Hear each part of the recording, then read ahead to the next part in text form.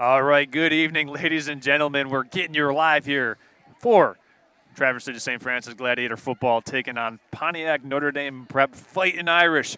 I'm Charles Strail along with Scott Carter here with the Carter & Associates keys to the game. And Scott, we should have a really good one on deck tonight. I know that we've got a whole video for you that you put together, but if you give a little teaser for everybody tuning in, what can you offer? Well, I tell you what, one thing we know that this is going to be a Catholic battle. So if you're praying the Memorare, they probably are too. Okay. If you're praying the Hail Mary, they are too. So we're just going to have to depend on ability this time, right? So that's fine, though. It's going to be an epic Catholic battle between Notre Dame and the Gladiators, and we are just stoked because this is going to be high-quality stuff, fast action. They play a very intense offense. Yep. They come at you with a pace that St. Francis may not have seen yet, and also a lot of passing. And I'm going to talk about that in the Coach Carter's keys, a ton of passing. So, buckle the hatchets. There you go. Because it's going to be a barn burner. We're going to go ahead and step aside. Take a look at that Coach Carter's Keys to Success brought to you by our friend here, Scott Carter with Carter & Associates pregame show here. Gladiators and Fighting Irish about 6 minutes away from getting things going on from Pontiac, Michigan. If you're watching, thanks for making us a part of your Friday night. We got an early kickoff or an early start. Thanks for putting it on your calendar so you can always tune in. We'll be back after this.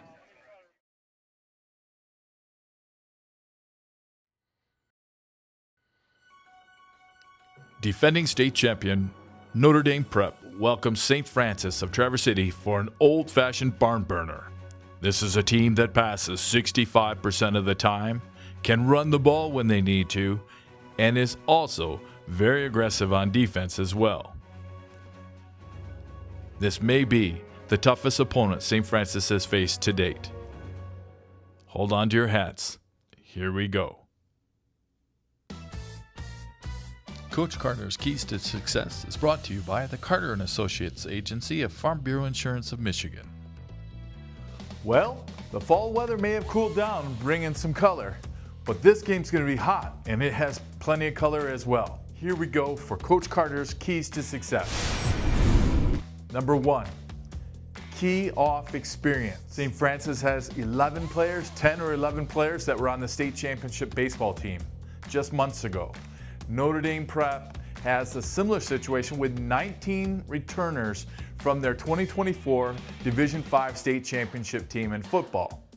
Whichever team can rely on that experience to do the little things right will have the upper hand in this game. Number 2, slow the Stowe. Senior quarterback Sam Stowe at 6'5", 200 already has offers to play college football. He leads his offense with the moxie of a wily veteran. For SF to have success, they will need to find a way to get him off his game. When Lumen Christi was successful in slowing down their offense, it was by sticking the receivers at the line while also being able to protect the run. Finally, on the other side of the ball, blitz pickup. I don't know that we've seen a team that blitzes as often as they do. They bring the linebackers on a slant. They bring the corners on the outside. This side, that side, sometimes three blitzes all at once. Tyler Andrus is going to want to keep his head on a swivel to look for that blitz, and the receivers likewise are going to have to key on that to know if it's a blitz, they need to make the quick slant so we can make some quick receptions. If we can pick up the slant, have good pass defense while slowing the Stowe, and key on that experience of our veterans who've been through a state championship setting, we have a pretty good chance. We're into fall, it's starting to get cool, and this is getting fun. Have a good time, guys. Play clean, play well, represent your school, and go get them. This was brought to you by Carter & Associates Agency, Farm Bureau Insurance of Michigan.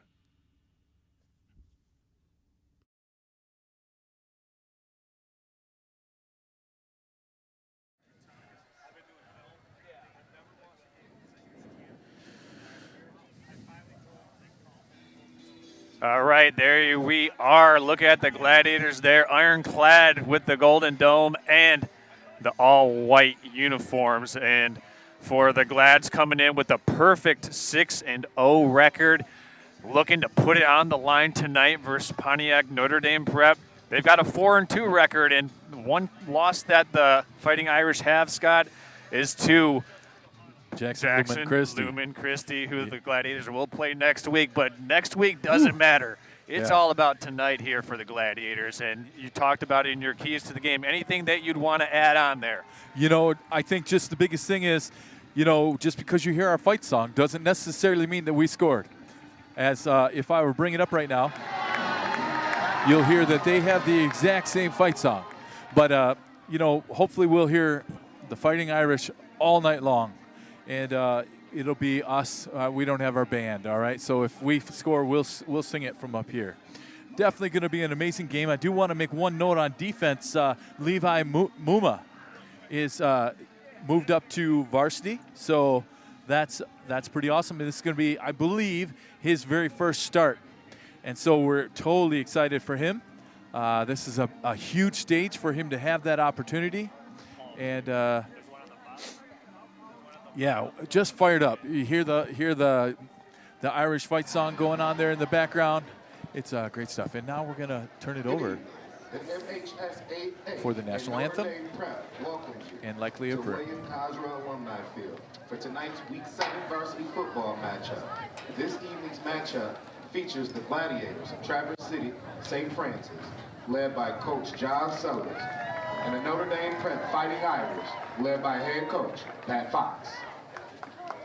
School spirit, school sports driven by good sporting behavior unites us regardless of our backgrounds. Now more than ever, we need to respect each other and treat each other with common decency, not only between the lines, but outside the lines, in our daily lives. In sports and in life, nothing beats good sportsmanship. As two Catholic schools, we ask everyone to please stand as we pray together the Lord's Prayer. In the name of the Father, and the Son, and the Holy Spirit. Our Father, who art in heaven, hallowed be thy name. Thy kingdom come, thy will be done, on earth as it is in heaven. Give us this day our daily bread, and forgive us our trespasses, as we forgive those who trespass against us. And lead us not into temptation, but deliver us from evil. Amen. Ladies and gentlemen, the privilege of this game was made possible for those who have fought and continue to fight for the freedoms we enjoy. Let us now honor and respect their efforts and our country. Civilians, please remove hats. Active and retired military, we encourage you to render the appropriate salute. And everyone able, please stand at attention, placing your hand over your heart as we honor our country with the playing of the national anthem.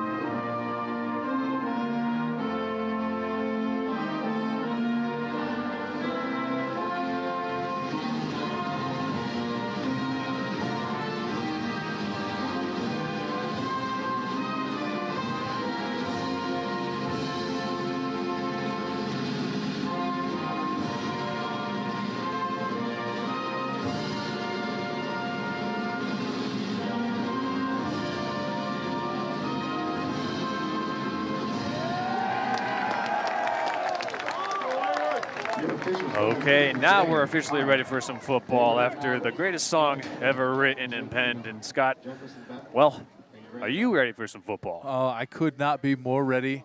It was a nice trip down. We thought we were going to have rain. It's a nice, cool fall night.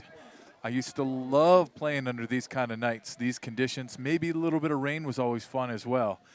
And you know, I don't think rain would be a horrible thing. With a passing game that passes 65% of the time, slippery ball would not be a bad thing to play in our favor.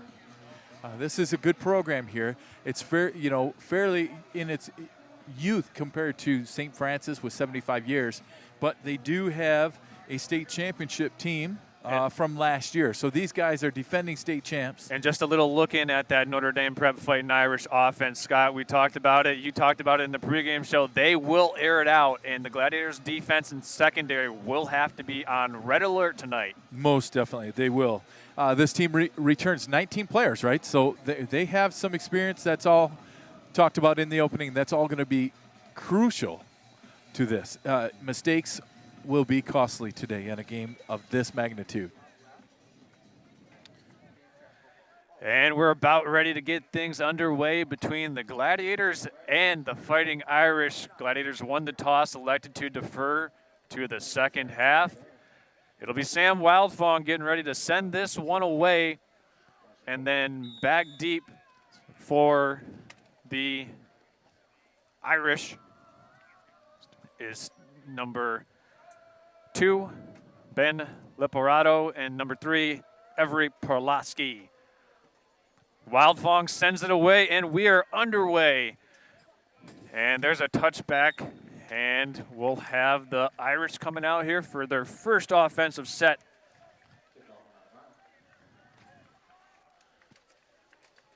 On offense, same cast as we normally have. We're going to see Alex Jetter on the end, Winowicki at left tackle, Declan Gallagher at left guard, John David Carlson snapping the ball, Gage Walter on the right guard, Garrett Russell on the right tackle, and Sam Wildfong on the right end.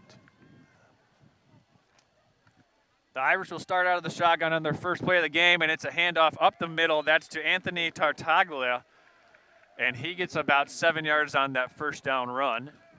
I watched some film, and I saw him really go after Detroit Country Day. He is a beast.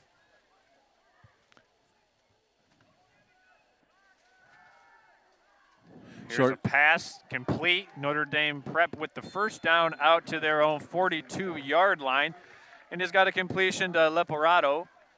Yeah, he had all the space he could ever want and or need there. So hopefully we'll be able to tighten that up a little bit as we go. Obviously being cautious of tightening it up too much and then having them go for the long ball. It'll be 1st and 10 now from their own, 36-yard line. Handoff up the middle. It's a nice run once more by Anthony Tartaglia. Ethan Daziak coming in with a beautiful hit. No, scratch that. That was Braxton Lazinski. Packing a wallop, flipping him up over.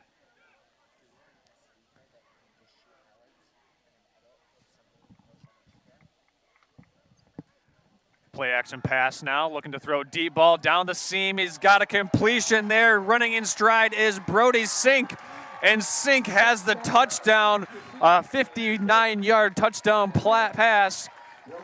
And the Irish are on the board here first.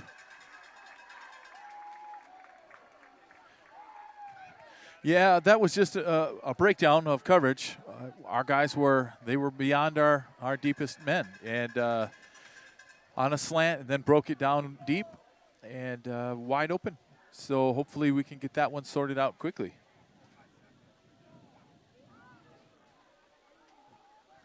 Yeah, St. Francis will definitely need to get some things sorted out in the back end of their defense. Ball. The kick is blocked. So the Gladiator special teams comes up with a nice play. However, the Fighting Irish come out here with an early haymaker in this first quarter, Scott. Well, I tell you what, every film that I watched on this team, special teams was a problem for them. So we'll just have to watch and see how that plays out throughout the game. So now it'll be key to see what happens if St. Francis can come back and respond in like kind. I would guess that we're going to try and run up the clock quite a bit because that passing offense can be quick, and so on our side of the ball, eat up the clock.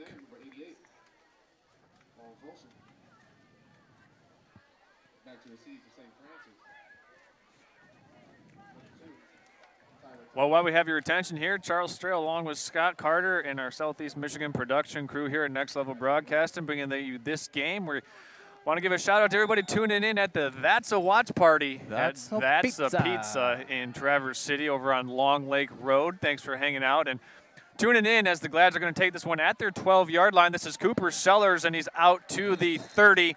18-yard return on the kickoff, so this will be the first time we see this Gladiator offense, and already with some work to do, Scott. Yeah, for sure. I think we're going to rely on the big guys up front. I read their names earlier. We're definitely going to rely on them to kind of control the line of scrimmage. And then Daziak, Bellinger, and Lazinski in the backfield. Hopefully we'll also see some running by Tyler Andrus. We run a two-back, like to drop that in. We were talking about that on the way in. That'll be nice to see that happen as well. They're going to start out of the full house set. There's a handoff to Lasinski, and Braxton Lasinski keeps his legs churning for a pickup of 3 yards on that first down carry. Yeah, number 7 on their team. He plays both ways, and I saw him quite a bit in the film. Brody Zink, I believe he's actually their wide receiver as well. Wide receiver and linebacker. Now that's a lineup. Usually your wide receiver is a skills player on the other side, but in this case he likes to get in there and bang it up. So this is second down now for the Gladiators. Andrus looking to throw over the middle. It's deflected and almost complete off the ricochet to Evan Bellinger. Nice job in coverage by the inside linebacker that's Anthony Tartaglia for the Fighting Irish. Yeah, he's another one. He'll run it down your throat on offense and then turn around and make you pay on defense. I would say we got lucky on that one. He was in double coverage. That was almost as though that was decided before it happened, and so we really want to be careful. Puts us in the hole on a third down. It'll be 3rd down and 7. Andrus in the shotgun with Bellinger to his left now. Daziak the motion man, and this will be a false start against the Gladiators. A lot of pointing. It's going to be a false start on St. Francis.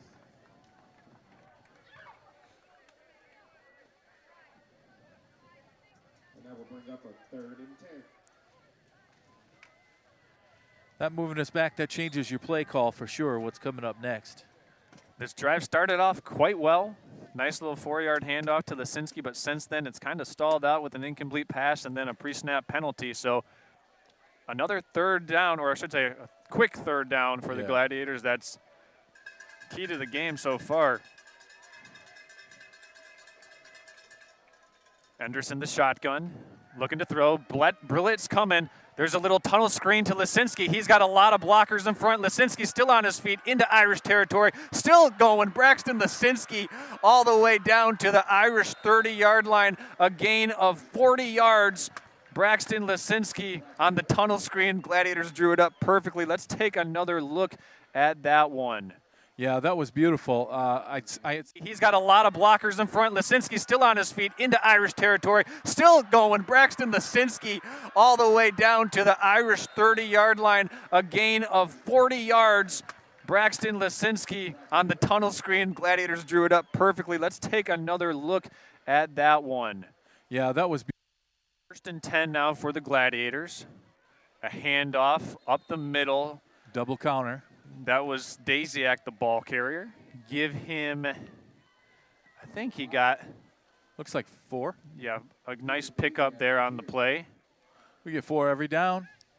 We don't have to pass. That would be beautiful.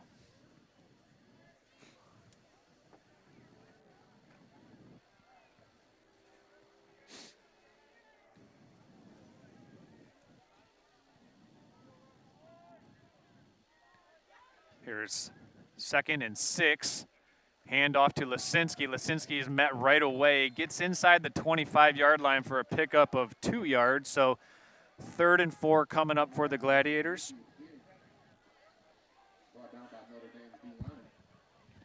Yeah, definitely some disciplined play on that defensive line. Watching them not over-pursue. Over-pursuing by a young defensive line can be a huge thing to allow mistakes to happen. And they're staying pretty strict, and we're able to plug the hole there. 3rd down and 4, a long 4. Gladiators go back to that full house formation. Looking for some instruction from the offensive coaching staff. Quick handoff to Bellinger right up the middle on the dive. It appears that he's got enough yardage for the 1st down, and the chains will move.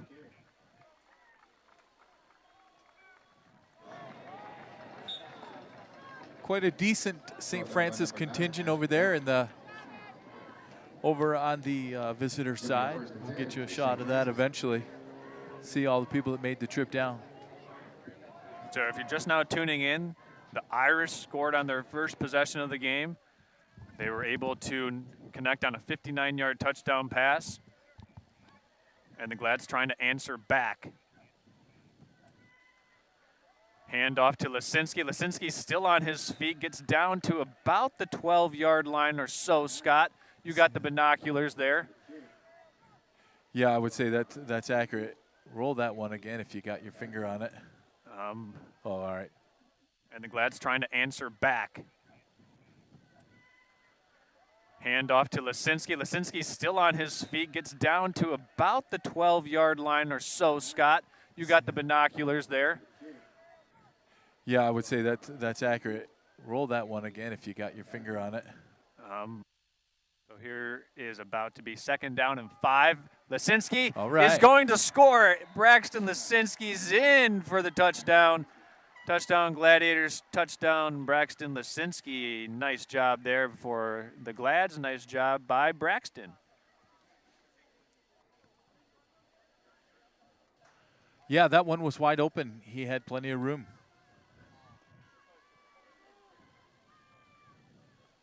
So the Gladiators answer back. Scott, a very good sign for them to come back and punch back, as now they have an opportunity to take the lead with this Wild Fong point after touchdown. Sellers to hold it, Sellers to snap it, Daziak to hold it, Wild Fong to send it up. Clean snap, good hold, and Wild Fong puts it through. They say no good. No good. Excuse me. So we're tied at 6. Gladiators miss an opportunity to take the 1-point advantage, but Scott, let's go back to that 3rd down tunnel screen to Braxton Lisinski. Glads drew it up, executed it well, 40 yards on 3rd and 10, and that's really what kept the drive alive. Yeah, I mean, they're going to have to make sure that they're mixing this up. At this point in the season, both teams have had the opportunity with things like, this amazing opportunity we have with Next Level Broadcasting to have that out there and available. So that team has watched as much film on St. Francis as St. Francis has on them, right? So they definitely have to make a great effort to change some things up. And I think that was a perfect example of what normally would have gone a certain way, willing to make some adjustments, and that ends up in a score.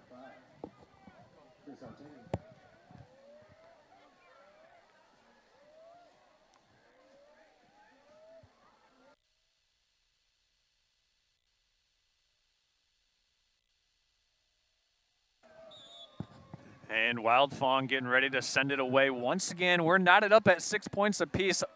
Just 5 minutes and some change into this first quarter of action as another touchback. Last time the Irish took it 80 yards for a touchdown, courtesy of that 59-yard touchdown pass all the way. It was, if you're just now tuning in, it was Brody Sink, the 6'4", 200-pound senior. And they hooked up for that touchdown pass. And let's see if this Gladiator defense can make a stand here or if we are in store for a shootout. Well, the JV game certainly was. So yeah. What was it, 42-35? And it was 28-14 at halftime in favor of the Glads. As here's a little quick rollout. Okay. Moving the pocket for a nice completion to Drake Roa. Sam Stowe can really sling it.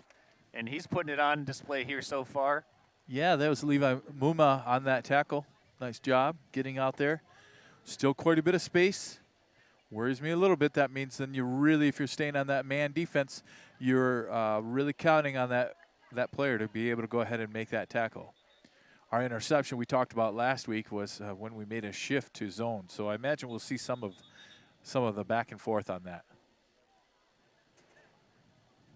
Looks like we've got a timeout taken here. Official timeout to get it over on the Or just on the right hash mark. Yeah.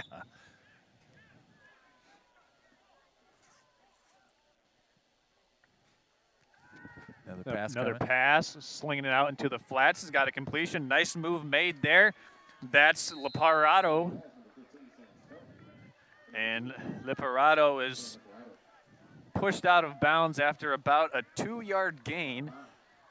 Cooper Sellers on the push, on the tackle out of bounds. Had the wheels to catch up.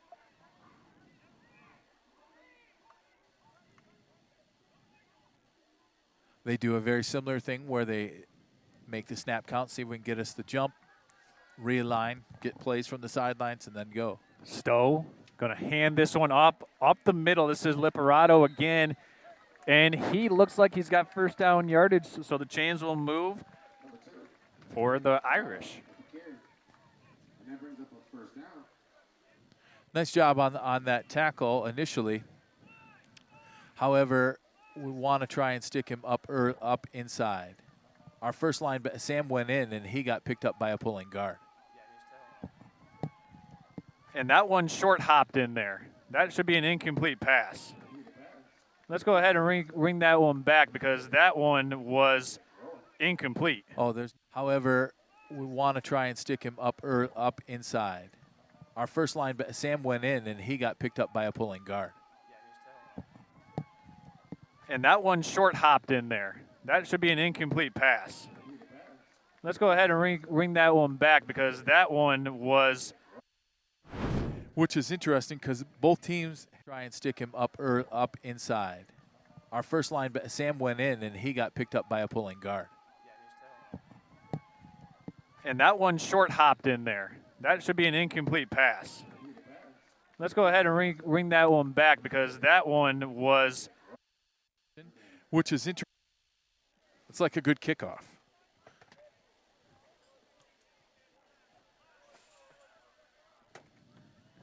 So it'll be 2nd and 7. There's a slant caught on the outside on the perimeter to Brody Sink once again.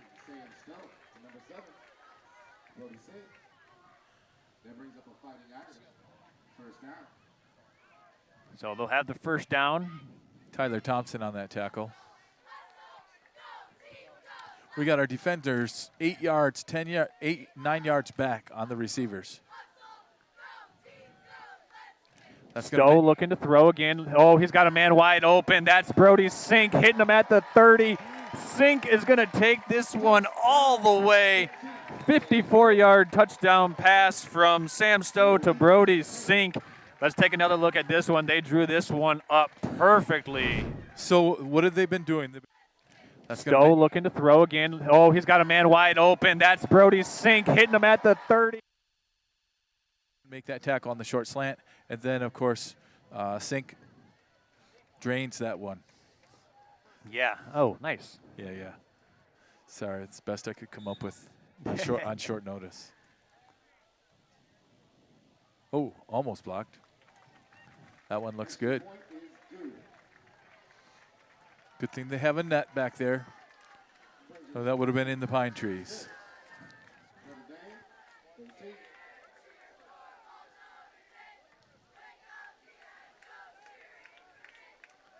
So what we have here instead of a band is the cheerleaders singing their fight song. And, well, that's the second long touchdown pass to Brody Sink so far in the game. And if you're the Gladiator defense, you got to start to figure some things out in that secondary, not to bite on that fake because they just tried to set that screen up.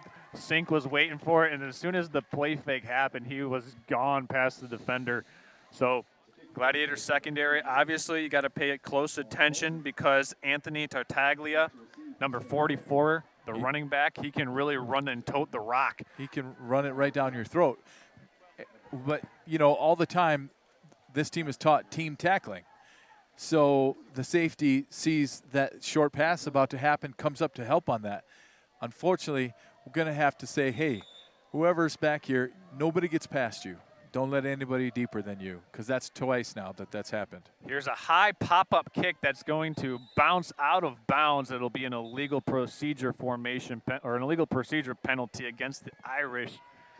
So the Gladiators will have relatively good starting field position here, Scott. And last time they had the ball, they executed when they needed to, but the Gladiators continually putting themselves back behind the Irish on the scoreboard here in this game. Right. Well, we wondered if it was going to be a shootout, and all arrows, all fingers point to yes.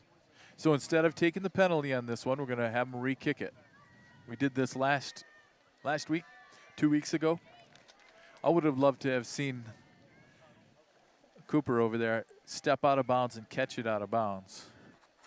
I saw a pro do that one time, and it's kind of neat because the way that bounced back in, that was really close. But here we go.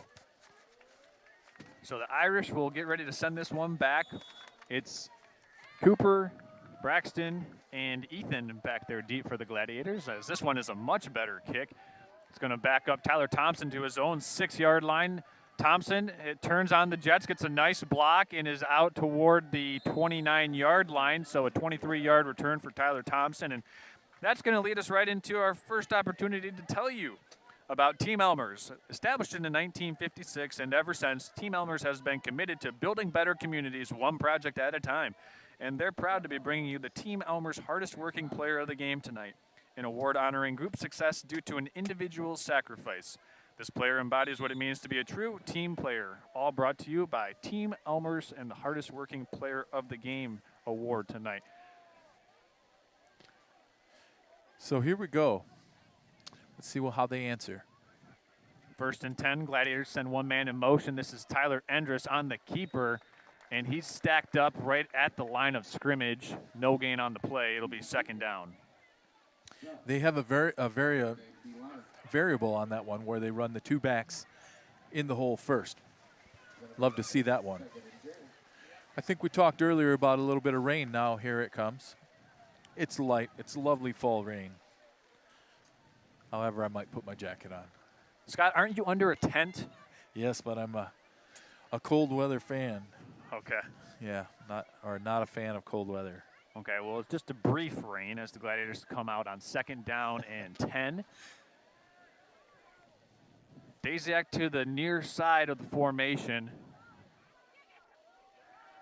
Endress throwing, got a completion there to Lisinski. He's still on his feet, shakes a couple of tackles. Lisinski into Notre Dame territory, and Braxton Lisinski has a gain of 29 yards out to the Irish 41-yard line. Let's take another look at that one, shall we? In there to Lisinski. He's still on his feet, shakes a couple of tackles. Lisinski into Notre Dame territory, and Braxton Lisinski has a gain of 29 yards out to the Irish 41-yard line. Let's take keeping it by himself. He's brought down after about a 4-yard pickup, and it will now be 2nd and about 6. Yeah, a long 6 for sure. Nice blocking by Gallagher and Winowicki on that one to make that possible.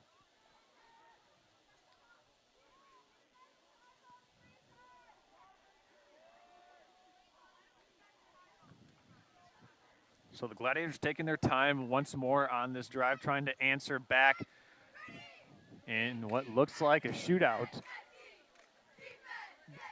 This time they'll come back into a power formation. Hand off to Cooper Sellers. He's got a lot of speed, and he's got the corner, cuts it up, cuts it in. Cooper Sellers in a foot race. He will outrun the Irish. Cooper Sellers in for a 38-yard touchdown run. Put it on the board. Glad strike back just like that. Yeah, I got to tell. Formation. Hand off to Cooper Sellers. He's got a lot of speed, and he's got the corner, cuts it up, cuts it in. Cooper Sellers in a foot race. He will outrun the Irish. Cooper Sellers in for a 38-yard touchdown run. Put it on the board. Gladiator offensive line, Gage Walter, Garrett Russell, and Sam Wildfong getting those combo blocks. To seal the corner for sure. Great stuff. And now Cooper is going to snap it. So you score a touchdown run, and then you snap for the point after. How about that? Absolutely. Keep working. Oh, it's a bad snap. Get on it. And that is 2 miscues on special teams right now for the Gladiators, which is the reason why they're still down by a point. And usually this Gladiator special teams unit is pretty buttoned up, but so far tonight, 2 miscues costing them 2 points, and that's why they're down by 1.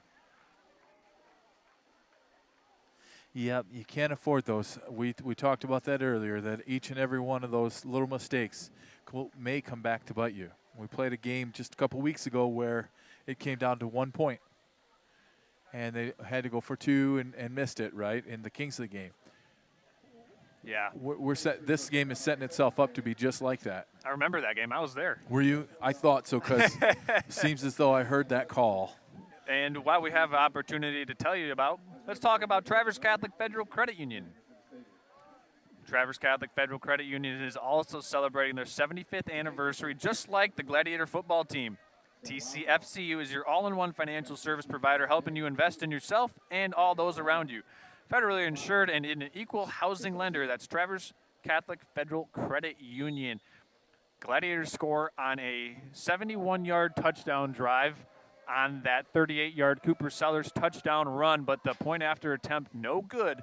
So it's 13-12 in favor of the Fighting Irish as Sam Wildfong sends this one deep, and it bounces 8 yards into the end zone for yet another touchback. He's 3 for 3. 3 for 3 on those touchbacks. That, keeps the chance, reduces the chance for lightning to strike in. By that I don't mean the weather, of course.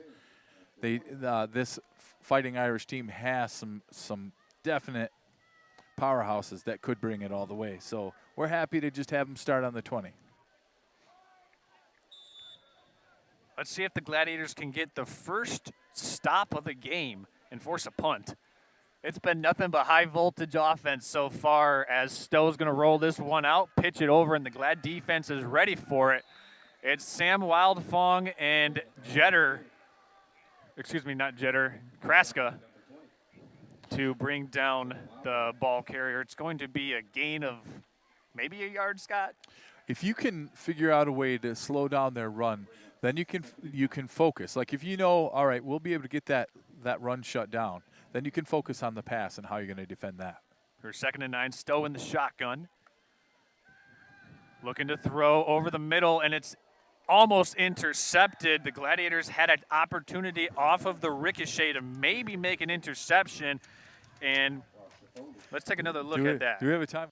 That run shut down. Then you can focus on the pass and how you're going to defend that. For 2nd and 9, Stowe in the shotgun. Looking to throw over the middle, and it's almost intercepted. The Gladiators had an opportunity off of the ricochet to maybe make an interception. And 3rd and 9, Stowe in the empty formation. He will throw it over the middle, got a completion, and it will be a first down. Yeah, my bad. That was Levi Muma. And nice hit by him. Great play. I'm a play behind, but that's okay. I wanted to make sure I got credit where credit was due. We got Zach Winowicki coming in, switching up some of our probably for the 3rd down defense. Love to see. Yeah, go ahead, Scott. I was going to say, love to see some pressure on here. 1st and 10, Stowe got a man in the flats. It's completed out there, and it's eventually a tackle made by Braxton Lisinski. It was complete on the flat to Ashton Gus, and it will give the Irish about 4 yards on that first down completion. These are some large individuals that we're playing against here.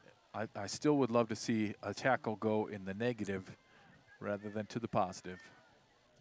Stowe once again in the shotgun.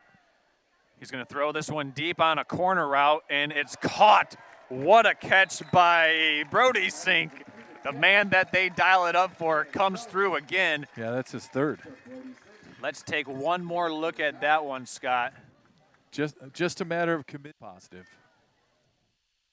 Coverage this time. Never gets a chance to look back for the ball, though. He's just looking at the defender. So if one more step, and he would have been able to defend that ball rather than watch it get caught. Here they go with a run up the middle. Number 2 into third level. Lots of arm tackling there. Liparado's got another first down.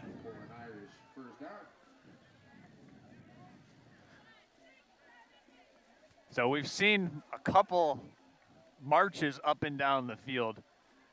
And right now the Irish threatening once more. Stowe gonna throw over the middle. He's got a completion to Sink. Once again, the Stowe to Sink connection ends in a 6-point play. Touchdown Irish. Let's do one more look at that. 18 points for Mr. Sink. Down the field. And right now the Irish threatening once more. Stowe gonna throw over the middle. He's got a completion to.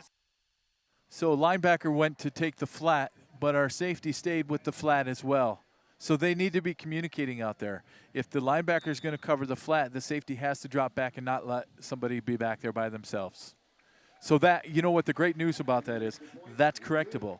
And this is a first-rate defensive coordinator and coaching staff. I'm confident that they'll see that. They'll make that adjustment, if not sooner, at least at halftime.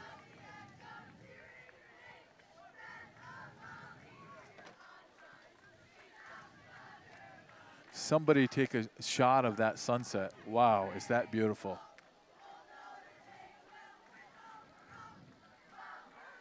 Maybe we can get our cameraman Derek to see if we can get a little pan in on that. Oh, that one's nice too, right there through the trees.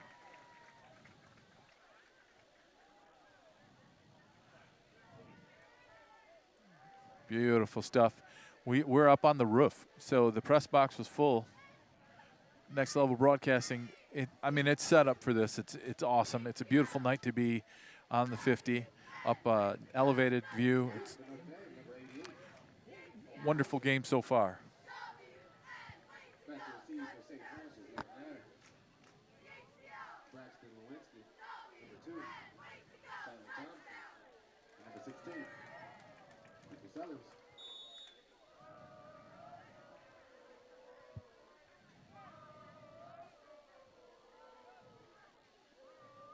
So the score is 20-12. Oh. And this is fielded by Thompson at his own 10. Thompson with the lane. Thompson bursts through the secondary. He's tackled at the 38-yard line. So 26-yard return for Tyler Thompson, and the Gladiator offense is coming right back on the field where they left off last. That was a little one of those, I got it. No, you got it. No, you got it. Wait, I got it? You got it. I thought you had it. Yeah, definitely who's on first. Speaking of which, the Tigers should be playing later. We need a big win to bring it home. But, yeah, fortunately for us, that bounced right into Tyler's hands. And here we go on offense once again.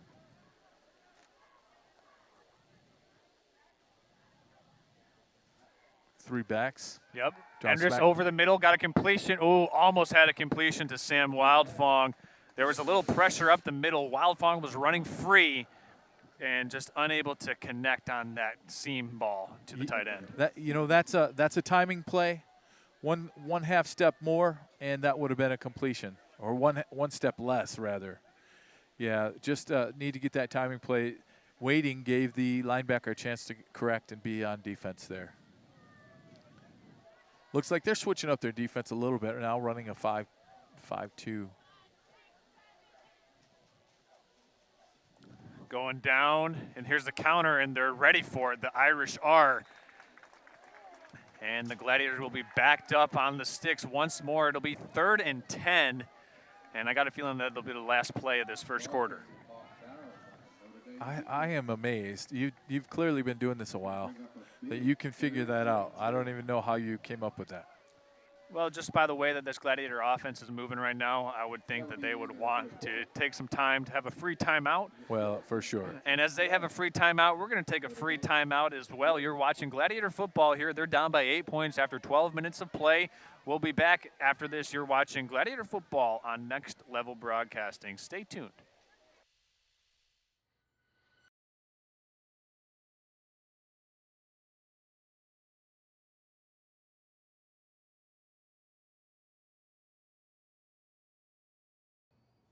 Hey, it's Troy with That's a Pizza.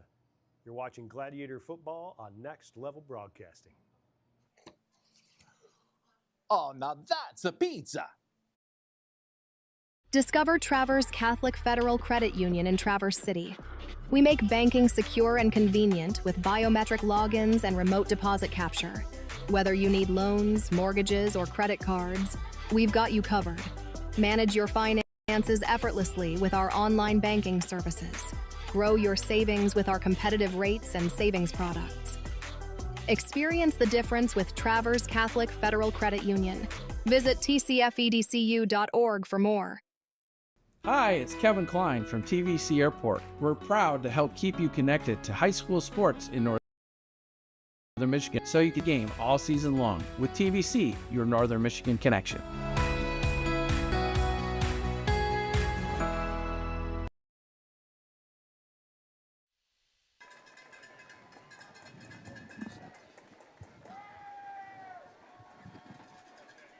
All right, here we are officially in the second quarter. It's 3rd and 10 for the Gladiators.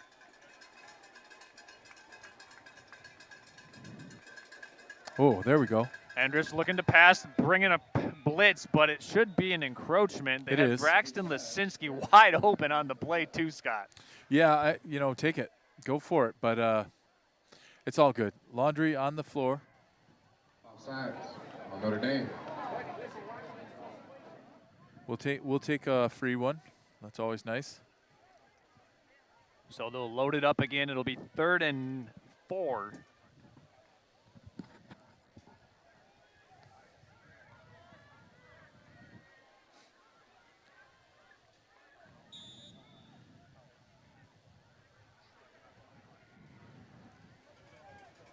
As the Gladiators break the huddle. It's a long 4, Scott. It really is.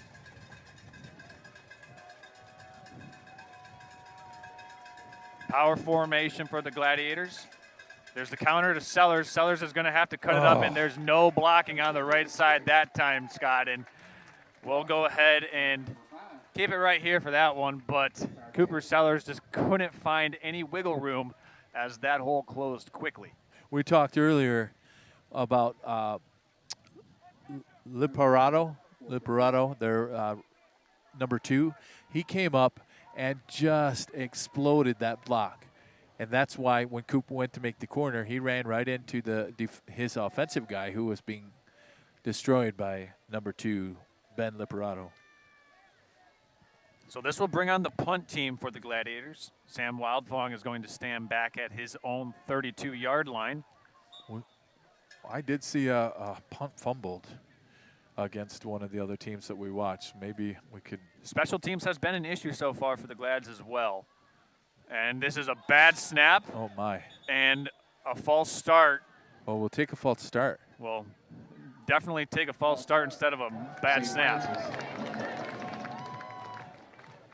Yeah, for sure. And that might be why that was such a not beautiful snap. So it'll back the Gladiators up 5 yards. Back deep is Ben Liparato, standing at his own 31 for the Notre Dame Prep Fighting Irish. Yeah, he created that destiny in that last play with blowing up that block. See what happens here. Making some adjustments on coverage and protection. And this is a high snap over the head of Sam Wildfong. Kick it out of the end zone, Sam. Oh, they're going to tackle him at the 5-yard line. If you kick that out of the end zone, it's a safety. Yeah, for 2. As opposed to the Irish now having the ball at the 5. So special teams here for the Gladiators, not good. Wow, yeah, I was talking about watching film and seeing the same thing happen on the other side of the ball. Did not mean to jinx us. That was an issue. So the Gladiators down by 8 points right now, and the Irish, courtesy of that special teams blunder, will have it first and goal from the 5-yard line, looking to go up by multiple possessions. Stowe is handing this one off up the middle to Anthony Tartaglia, and Tartaglia is tackled at about the 1-yard line.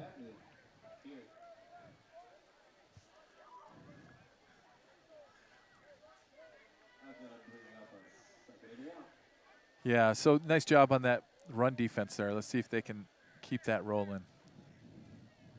Stowe in the shotgun with Tartaglia to his left, and it's a handoff up the middle, and Tartaglia is in. So Tartaglia puts the Fighting Irish up by 14 points, and with this extra point, or maybe they go for 2 here, Scott, to make it a 16-point game. Let's see what they have to do for. Yeah, I would. They haven't. Well, they wouldn't though. Apparently, just take the point. You're doing well. They're having a hard time stopping your offense. Why mess with it? Just take the extra point. And they will take the extra point, and that one clears the uprights. Now that one's in the tree. Yeah, I don't know if that one's coming back. So we're going to go ahead, take a break. Gladiators got their work cut out for them, down by 15 points in the second quarter with 10 minutes, 19 seconds left to play. You're watching Gladiator football here on Next Level Broadcasting. We'll be back after this.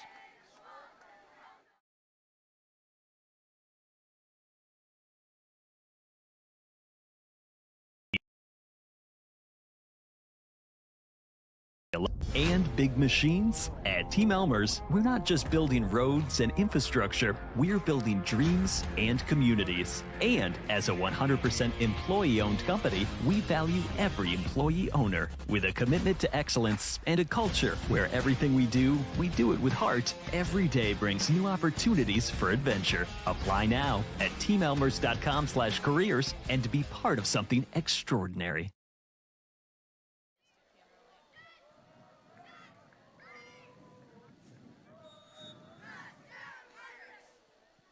All right, here we are. Once again, Gladiators taking an opening kickoff from the Irish.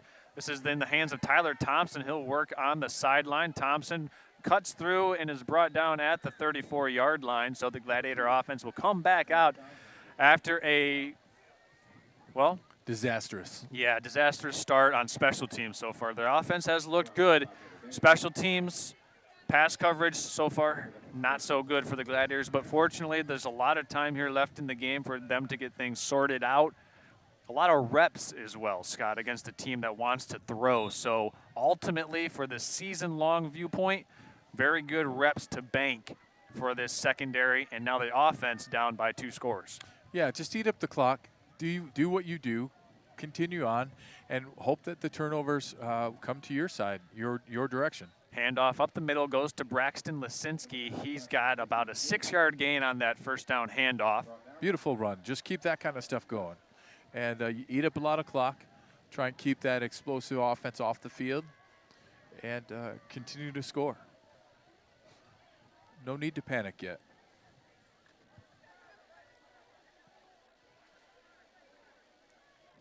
Gladiators will send Alex Jetter to the bottom of the formation, nearest us. Quick turn and handoff to Evan Bellinger, and he's met right away for no gain on the play. Yeah, attempt to continue to run off Garrett Russell, engage Walter, but, great job on defense. Notre Dame stuffing that one.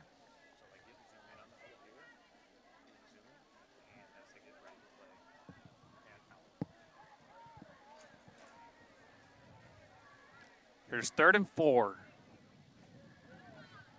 3 backs in the backfield behind Tyler Enders under center. There's a handoff to Lisinski, and Lisinski's going nowhere. Maybe a yard on the carry. Yep, we're definitely going to need to see the Gladiator line churning those feet, making some winning at the line of scrimmage, because that clearly was not what happened in this last series. The punt team will come back on the field for the Gladiators. Ball is just outside of the 40-yard line.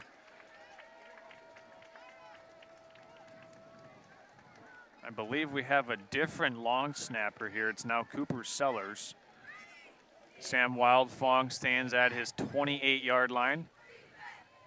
He'll send this one away. It's a high punt over the head of Liperato. Come on. It's going to keep on rolling for the Gladiators and be downed inside the 5.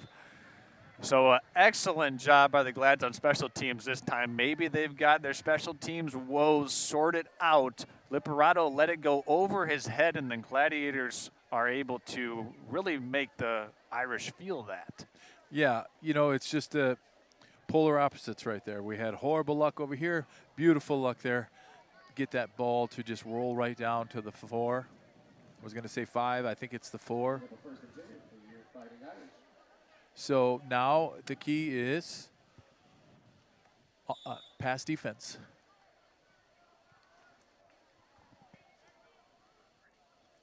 Back in what looks like to be a pass. And there's a handoff up the middle. Makes more carrying sense. the ball for the Irish is Tartaglia. He's got about maybe a yard and a half on that first down carry, so. Gives him a little more space. Yeah. Then they can open up the pass. But if they do, it's going to be quick slants, most likely. What I mean by that, if you don't know what a quick slant is, they're just going to immediately come in toward the inside, and it's a quick pass. That should be a penalty against the Irish, and it is, and that'll be half the distance to the goal, so it'll go in the books at about a 2-yard penalty. Still be second down. Line to gain for the Irish is at the 15-yard line.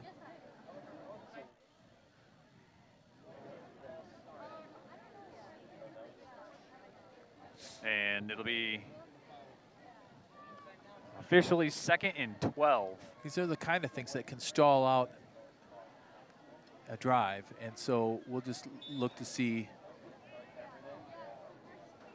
if that will be the case here. We do have a subbing out Cooper, Tyler Thompson, and on the bottom of the screen there, Thompson playing off at about 10 yards from the receivers. Here's a handoff to Tartaglia. He's going to bounce it. Tartaglia scoots and is brought down at the 10-yard line, eventually tackled by Braxton Lisinski. Yeah, Tyler didn't make the tackle there, but he did exactly what he was supposed to do. He came up, kept his the offensive guy on his right shoulder, capped off the outside so they couldn't get around. So here's 3rd and about 3.5. Stowe in the shotgun, 2 receivers to the top. He's going to throw this one short in the flat. Gladiator defense is right there. All over it. And this should be a stop. It'll be 4th and about 1, and here comes the punt team in for the Irish. So this will be a nice defensive stand for the Glads if it holds and they don't, have any type of penalty on this 4th down. Yeah, mark that one down. Those are the little victories right there. Being able to do that 3 and out or whatever it was with the penalties, and getting them to have to punt. That's a fantastic victory. Start adding up all those little things like that, and that's what can turn the momentum on a game.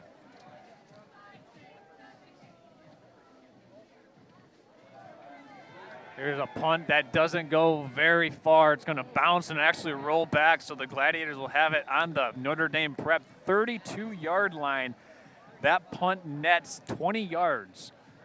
So the decision to punt for the Gladiators pays off. They pin the Irish back deep. Now the Gladiators with excellent starting field position here from the Irish 32.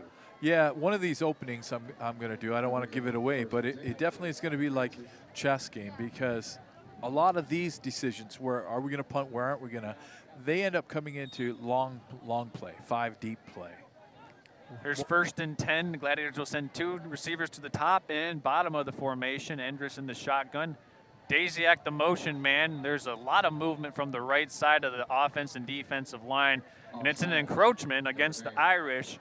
So that'll give the Glads a free 5 yards down now to the Irish 27-yard line. Scott, does that change the play call at all, do you think? I actually don't think so. I think what you're going to do is you don't have to, you have more options, right? Like if before you were trying to get 5 or 6 to get yourself a great second down possession, now you can go for the short pass on the first down. Condensed split formation now for the receivers. Endress keeping it, gets a block from Bellinger. Endress puts his shoulder down. The 6'2", 210-pound quarterback puts the wood down and gets about 2 yards on the carry. Running into the short side of the field, it'll set up 3rd and a nice 3 yards. I tell you what, I'm going to have to second and a nice Second, yep. 3 yards. I want to get the number of that truck that hit Bellinger. If you've watched any games with St. Francis, like the one going on at That's a Pizza you're watching, we're thinking of you out there.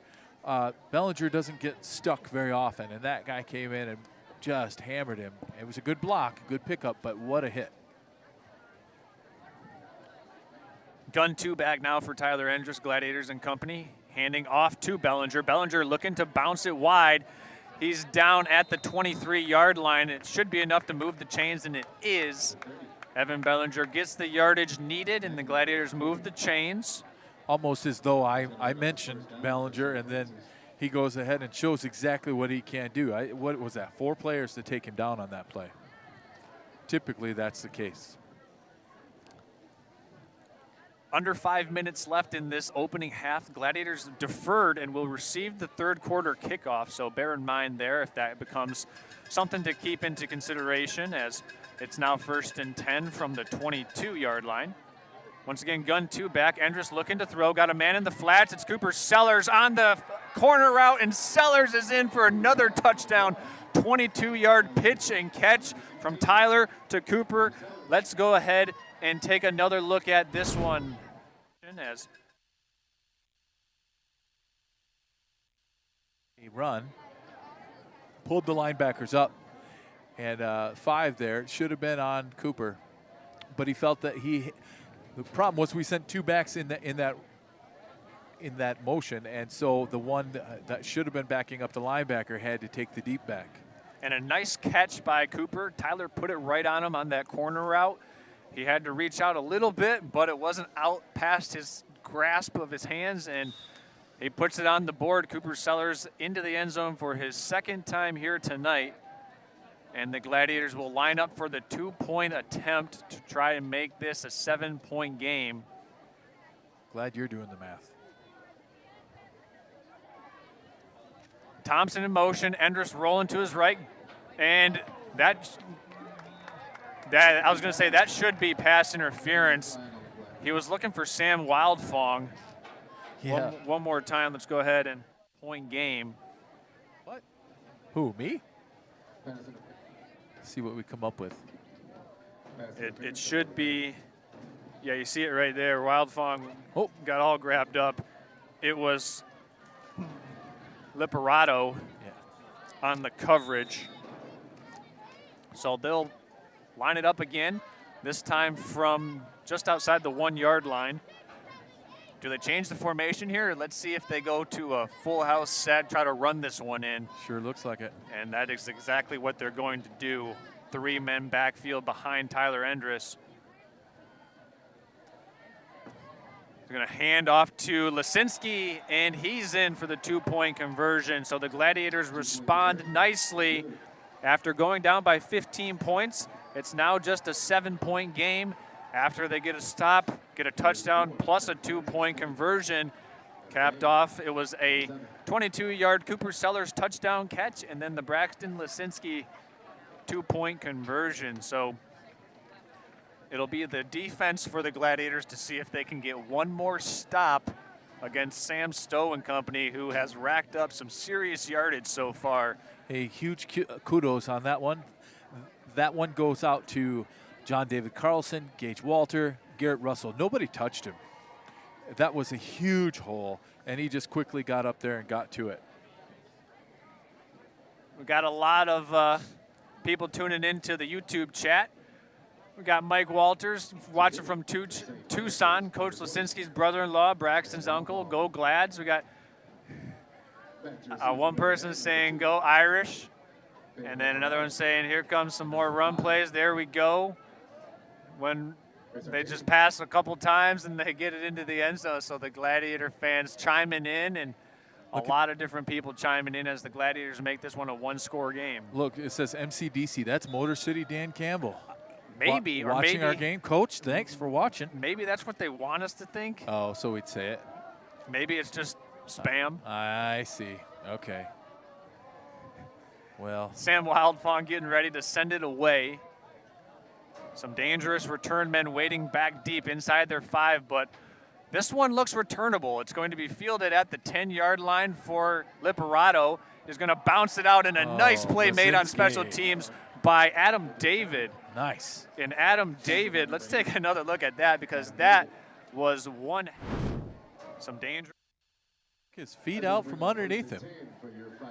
Watch David come down, flying down the field. Liperato is swift of foot, and David, whoosh. Man, sure-handed tackle there for the Gladiators on special teams. It seems like the Gladiators special teams are starting to get it underneath them right now, get them figured out.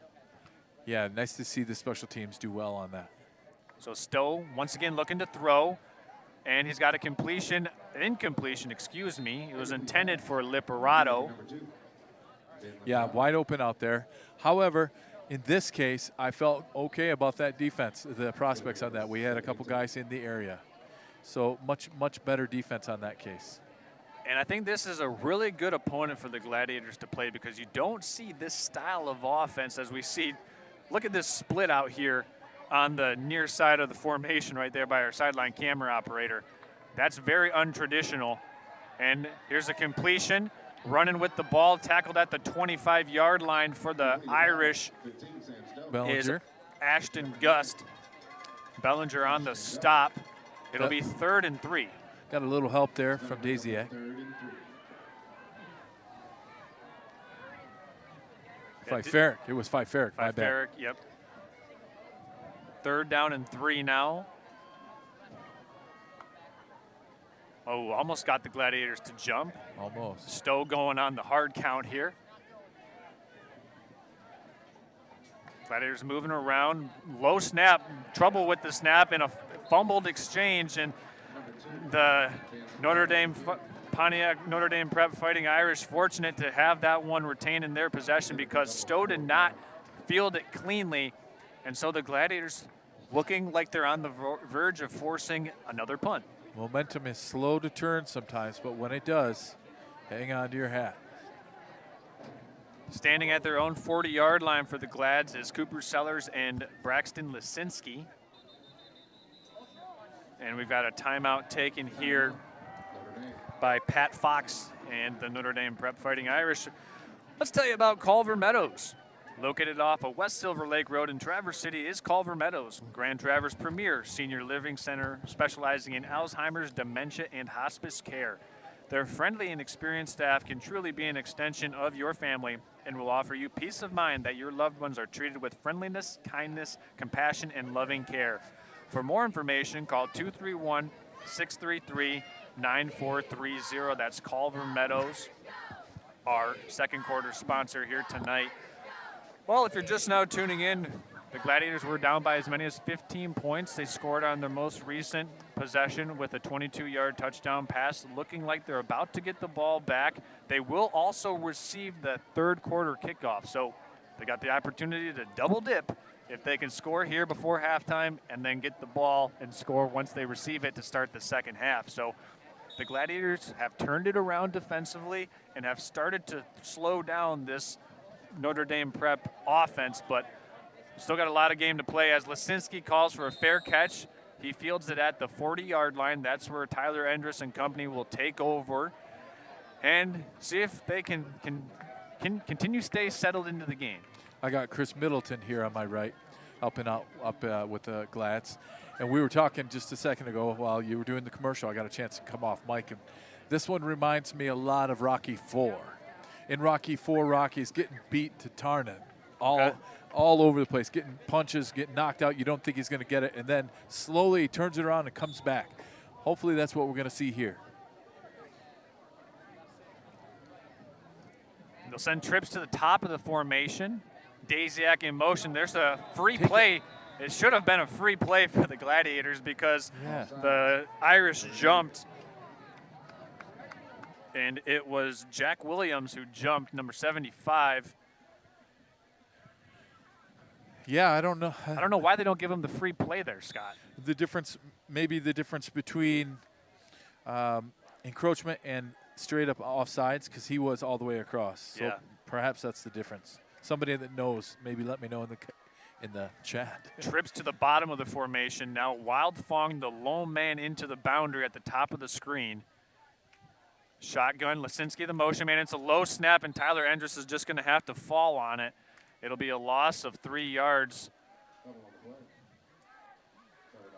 They'll back the Gladiators up to their own 41-yard line. Yep, can't be going backwards. That's not helpful. Good job, though, just jumping on it. A lot of inexperienced younger quarterbacks might have tried to pick that up and make something out of nothing. He did the right play. Gladiators staying spread, twins to the top and bottom. Endress looking to throw. Now he's going to be sacked and dropped for a loss. Coming from the weak side and making the stop was Lucas Bigelow. Seems to me in my Coach Carter's keys, I talked about having your head on a swivel. There was no opportunity for him. They're staying spread, twins to the top. Look that direction. Yeah, so, there you see it right there. Just Bigelow was just coming off that backside edge, and the Gladiator offensive line didn't see it or wasn't able to shift to it. And it's 3rd and a mile. Glads need to get to midfield for a first down. Maybe the Irish are thinking preserve some timeout, see if they can get one more possession here before halftime. Oh, for sure. That's a great plan. You get that, the drop snap, and now you get that clean blitz. You're thinking, well, we're going to get this ball back. So it'll be on St. Francis's shoulders to play this maybe as 2-down territory. See if they can get most of this on 3rd down and then pick up the difference on 4th. Otherwise, I think if you don't get it on 4th, you're punting this one. With 2:12, they'll get the 3rd quarter kick. Defense has made 2 consecutive stops. And St. Francis still with 3 timeouts left. So let's see what they have to do here and what they have to draw up. Got to get to midfield. Do they play it conservative? Let's see what they do. Trips to the top. Endress looking to throw. He's got pressure. Now he's going to throw across the middle. It's incomplete, intended for Sam Wildfong. The pressure from the Notre Dame Fighting Irish defense got in there and forced Endress to break the pocket, flushed him out. I'd have to see that again, but it looked to me like they blitzed 3. Let's watch this. 2 ends coming in untouched. Now they rushed 5 guys. Yep. Right up the middle, 75, just powered through our offensive line. Yeah, that's Jack Williams. He was the guilty party earlier on that encroachment penalty, and he made up for it there, forcing a punt. Sam Wildfong stands inside his own 20. Liperato waiting at his 40, fair catch, and it'll be Fighting Irish ball at the 42-yard line as they're going to call catch interference there, and he slid into him. Take another look at that one. I thought that inside. This is a cheap call if it stands, because Liperato dove into this and ran into the leg of the Gladiator on coverage. If this is actually enforced against the Glads, this is one cheap call. Well, disappointing for sure. I understand why. We're looking to protect the guys. They're out there chatting. Maybe they get this sorted out. One more time. And ran into the leg. He even looked back. You see right there, he even looked back. Maybe he didn't say, I'm sorry, and that's what caused the flag. We'll see here in a second.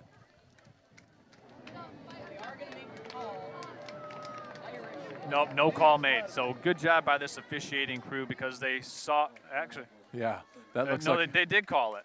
They did call that kick catch interference, and I got to say that's a cheap one. That's, in my mind, a bad call. Liperato was diving for the ball. March was just running there. I mean, I don't know what to do there. I mean, marginal contact. Let him play on. I understand protecting the players, and the Gladiators are going to have to make it up on defense now, as there's a rumbling and a tough run by the Irish. Tartaglia picks up a first down, keeps the chains moving. Under 2 minutes left to go here. Momentum is evil, and it will swing just like a porch swing for sure. The wind's in their favor. Perfect for passing right now. It's blowing from our left to right like they are. Stowe looking to throw deep down the sideline. He's got a man. He's got a touchdown. Beautiful ball by Stamto. He put that right on the money for Drake Roa. Yep. Once again, defense in the vicinity, but without a clue where the ball was coming from, unable to defend it.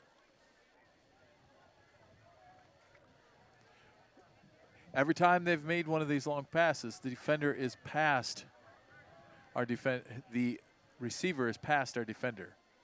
So I would imagine during halftime that'll be one of the points of contention. And Sam Stowe can really spin it. It's a beautiful pass. As that extra point is good. It's back to a 14-point lead. Gladiators will get the ball back with 3 timeouts left, 90 seconds left. And they'll also get this third quarter kickoff. So they've shown signs of life, but they do need to get this pass blocking figured out. Yeah, when you have guys coming in on both ends, Tyler doesn't have a chance. Sure. Immediately being forced out of the pocket. The other thing is maybe they can work him up into the pocket. As the Gladiators try to get their offensive engine revved up here, let's tell you about Redmond Automotive. Listen, Gladiator fans and families, we know that sometimes your teen drivers get in the occasional fender bender, or if they put your transmission out driving your convertible last weekend during homecoming, then, well, those occasions occur. Trust the pros at Redmond Automotive to get your vehicle back on the road as soon as possible. A full-service and family-owned and operated establishment for over 35 years. That's Redmond Automotive. Nice job with revving their motors. You like that? Yeah, Thanks. I did. I was working on that all week. Cooper Sellers fields it at his 20-yard line. Cuts it across the field looking for a block. He's still on his feet. He's going to cut it back now. Cooper Sellers still going. And he's got a 23-yard return. Gladiators will set it up at the 43-yard line. The ball came out at the end, but after he hit the ground, though. Cooper Sellers fields it at his 20-yard line. She'll saw that. You see it right here on the replay. Cooper cutting it back, and then, yeah, he was well down before that ball came loose. Officials doing a good job tonight. Except maybe that one call. Well, no, I mean, I get that. The only thing that was objective that they got wrong was the incomplete pass that skipped in. But we saw it via replay. They were trying to do it live. Tyler Endress looking to throw now over the middle. Got a completion. That's Lisinski. Lisinski's got a first down, brought down at the 45-yard line. A nice gain of 12 yards. Sure would be nice to score before we go in. 1:12 left on the clock. What do we have, 2 timeouts left? We have 1? 3 timeouts left. We have all 3. All right. This is very doable. Chains move. Ball at the 45. We started that clock early. Yeah, they did. Endress in the shotgun with Bellinger to his left. He'll look to throw.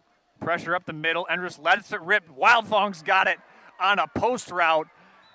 And oh, boy. Late hit as Tyler Endress is down at the 49-yard line. Clock early. Yeah, they did. Oh, when you see this one, he's right in the middle of his throw, and he gets lambasted. Right to that arm. Yeah, that could be a number of things. So no need to speculate on that one. Let's show it one more time. Block early. Yeah, they did. Long there. His arm, he really didn't get a great opportunity to bring that arm through. So watch that shoulder. Yeah. And he gets pulled down by that shoulder. That can be a stinger for sure. They also lifted him up off of that right shoulder there as he's putting that right shoulder on both of the medical personnel. Dr. Brian Kerr there. You can't getting out there for the Gladiators. And oh, he can if they call the timeout. They took the timeout. They're making him sit out. They're going to have him go out for one play. Backup quarterback is Cooper Sellers here, and this is an unfortunate time. Well, they take the timeout here, and that will allow them to get Tyler back in for this snap. So maybe just a stinger or potentially just getting the wind knocked out of him there, Scott. Yeah. One way or another, delivering a beautiful ball. He had a rusher coming free, knew he was going to take a mean licking. Yeah, and he was. Put it right on Wildfong on that post route. I was watching the clock when they called that timeout, and they thought that was them winding the clock. So instead of 49, should be about 59 seconds, I believe. Well, I don't know if it was that much, but they definitely let some of the time go off the clock till they figured out it was a timeout being called. I would love for the official to ask them to put a little more time back on the clock.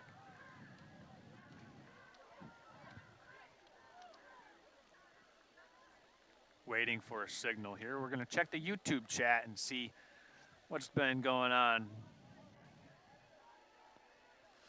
I'll do a shout out to my family. I know they're all there back in Traverse City listening and watching. Dominic is giving me some analysis of my analyzation. Looks like they're not adding any time back on the clock, and they're still making Tyler go off after taking the timeout. Well, then give us the timeout back. Yeah, because that's the reason why they took the timeout. They took the timeout because they thought Tyler would be able to come in after the timeout was taken, but the ref's still ushering him out. So check the rule book on that one at halftime and get back to us. And now we've got another whistle here.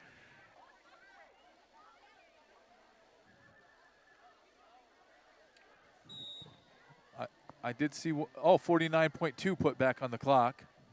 So there's a handoff to Lisinski. Lisinski's got a lot of daylight. He's going to cut it up, and he's going to score. Braxton Lisinski takes it in for the 24-yard touchdown for the Gladiators. Put it on the board, and the Glads are right back in this one. Yeah, I tell you, he didn't need. There's a hand. Still 43 left on the clock. Beautiful job by Braxton Lisinski, and that was Cooper Sellers under center there with some nice magician-like ball faking. And Lisinski scores it.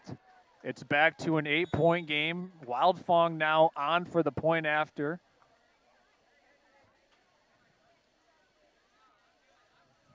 Sellers to snap, Daisiak to hold, good snap, and it's blocked. It's blocked. So a second point after that, actually the third point after that doesn't go the Gladiators' way, and it's still an 8-point game after the Gladiators score the touchdown but aren't able to cap it off with the extra point. So a momentum-changing play. The Gladiators got the ball back with 1 minute and 30 seconds left, drove it all the way down for a 60-yard touchdown drive. I believe actually it was a 58-yard touchdown drive to be exact. And with 43 seconds left, the Notre Dame Prep Fighting Irish will get the ball back with one timeout remaining and look to see if they can add to this 8-point lead. Well, we definitely have a shootout on our hands.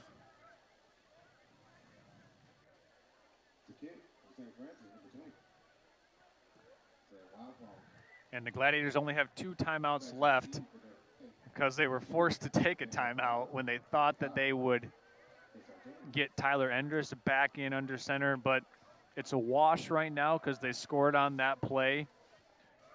And we've got ourselves one heck of a football game here brewing, just almost 2 full quarters into this one. Yeah, I can't imagine we're going to see any trickery. Just kick it down the field. Yeah, maybe opt for the touchback. We've seen 3 touchbacks so far for Mr. Wild Fong.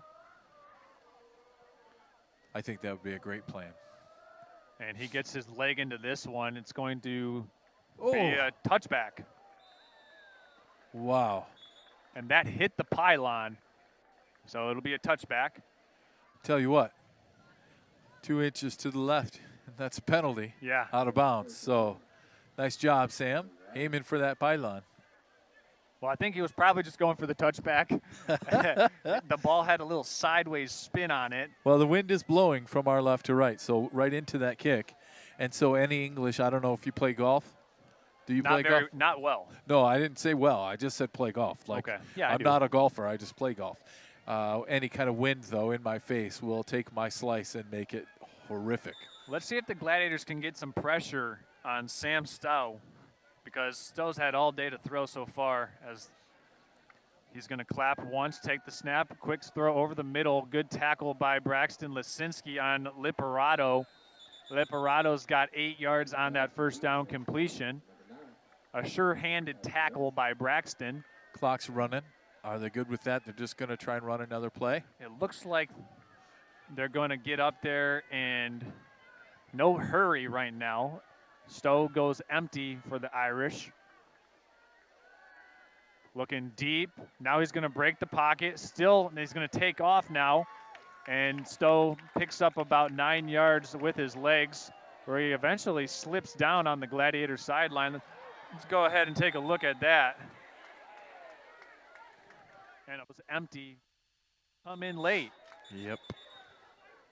Here's the replay right here. We're going to see Stowe break the pocket. This would be the kind of stuff you don't need to see. And it was Braxton, Oh. Braxton Lisinski there who gave him a little love tap, and Stowe flopped. I tell you what. Bring that one back one more time for us if you can. Yep. That was some great acting. Here you see it right here. You tell me if this is enough to bring Sam Stowe down. Sam Stowe, for the record, 6'5", 205 pounds. You tell me. I bet he's a basketball player. And that's a pretty standard play in basketball. So with 9 seconds left when Stowe went out of bounds, he went out at the 43-yard line. If this is indeed a personal foul penalty after the play, it would be a 15-yard foul. That would put the ball right near the Gladiator 42. 9.1 seconds left on the clock. Certainly enough for them to take a shot, maybe even 2. I got to tell you, I have such great admiration for Josh. Josh Sellers. Josh Sellers, yes. Yep, to be clear. His ability to stay calm in these situations, I get myself all fired up. It's all I can do to stay calm here in this broadcast, right? So he's down there in the heat of the battle and just able to I mean, that whole coaching staff, these are quality guys coaching these kids. And if nothing else, my life was greatly affected and changed by Roger Wood and Jim Woolley and Coach Simmons, just some amazing men in my life. And I'm glad for these young men to have these role models and Josh and Lutka and all these guys. Be interesting to see what these guys figure out at this point. Picking up the flag, but what's he doing with it? Okay. Offsetting penalties, first down. Interesting. So maybe there were some words exchanged over there. Against Notre Dame. What? The lead hit. So it was honestly, I'm not going to pretend to be able to know exactly what happened here. We showed the replay. Yeah, what I think happened is you have you have the bump by Lisinski. Yeah. Which wasn't that big of a deal. However, there was some activity after that came in, and that would be an unsportsmanlike. So maybe it wasn't the bump by Lisinski that drew the flag, because we showed it. Right. It was what happened right after that, because there was some retaliation. I mean, I've had more contact getting in and out of the pew going up for communion. Here's 1st and 10 from the 30. Stowe looking to throw. Got a completion on the slant. Brought down, still on his feet, excuse me, and taking a big-time lick in his Brody's sink. And with 1 second remaining, the Irish are going to burn their final timeout. I was going to say, what stopped the clock there? But they took their final timeout. That makes sense. So both teams racking up some serious yardage here tonight. A beautiful play right there. You run 2 receivers to the right. One goes long, takes the defender with him, and the other cuts underneath. And he was wide open. I mean, we were able to make the coverage and make the stop after our 1st down completion. However, if he's going to have that all night long. And Sam Stowe, we got to slow the Stowe because he is calm back there. He can make mature decisions from that quarterback position. Got a lot of people texting in on the YouTube chat hotline, and we got Richard Watson tuning in. He says his cousin is Sam. He doesn't think Sam plays basketball. He doesn't. Oh, gotcha. Well, I tell you what, that was you hate to see that kind of stuff happen off the field, and it was clearly a slip. And yeah. And I tell you what, if someone hit my quarterback, I'm defending them, penalty or not. So I understand. It all makes good sense. But still, 6'5". Sam Stowe has been putting on a clinic so far through the air. Gladiators sending 4 men 20 yards deep behind the line of scrimmage. Now they're going to drop 5, rolling back as 6 for, and Stowe's going to put this one deep up for grabs, and it's almost caught. He threw that from the 40 and it to the 10. Yeah, so. Nice arm. 50 yards in the air for Sam Stowe. Yeah. And that's going to take us to our halftime intermission with the Notre Dame Fighting Prep Irish up 34 over the Traverse City St. Francis Gladiators 26. 1 possession game at halftime. We've got a good one here, as we thought we would be in store for one. And we're going to go ahead, step aside. When we come back, we'll have the Traverse City Cherry Capital Airport halftime. We'll talk a lot about what we saw so far, some adjustments that we think each team might make, and hopefully get some more insight and read off some of our comments in the YouTube chat as well. You're watching high school football featuring Gladiators of Traverse City St. Francis here on Next Level. We'll be back after this.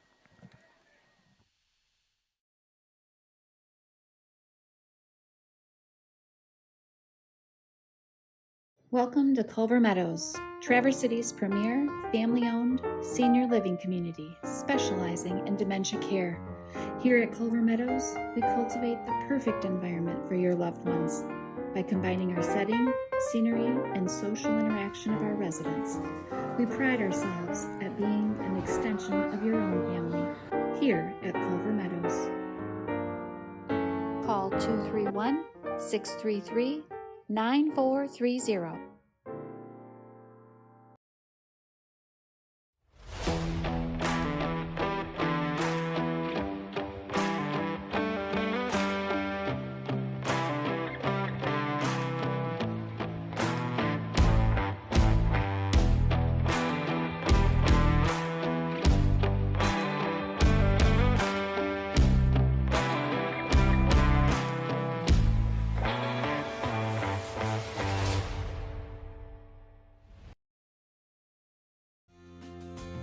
When I applied for this job, I told them I was going to do it for 5 years, then get back to singing. 25 years later, I'm still here. Farm Bureau not only allows me to be part of this community, they encourage it. From teaching the choir, working the musicals, and now getting a chance to be part of this broadcast, I'm proud to support Traverse City St. Francis football. Go Glads! All right, guys, here's what we get.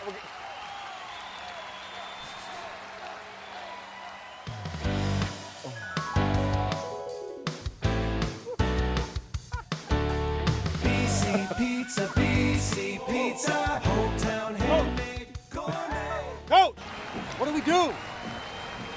We get BC Pizza. BC Pizza, BC Pizza. When I applied for this job, I told them I was going to do it for 5 years, then get back to singing. 25 years later, I'm still here. Farm Bureau not only allows me to be part of this community, they encourage it. From teaching the choir, working the musicals, and now getting a chance to be part of this broadcast, I'm proud to support Traverse City St. Francis football. Go Glads!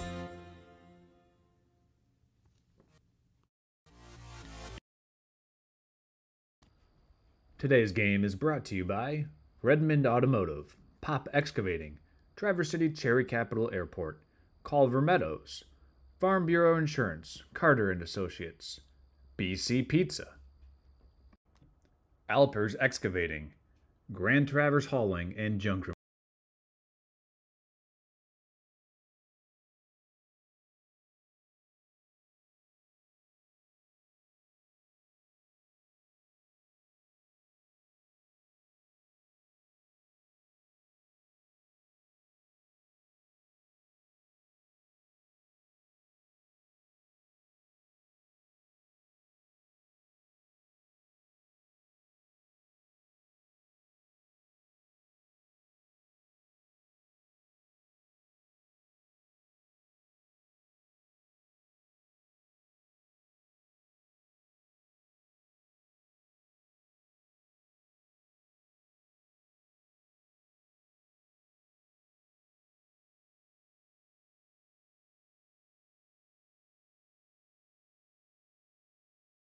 Hi, it's Kevin Klein from TVC Airport. We're proud to help keep you connected to high school sports in Northern Michigan, so you can stay in the game all season long with TVC, your Northern Michigan connection.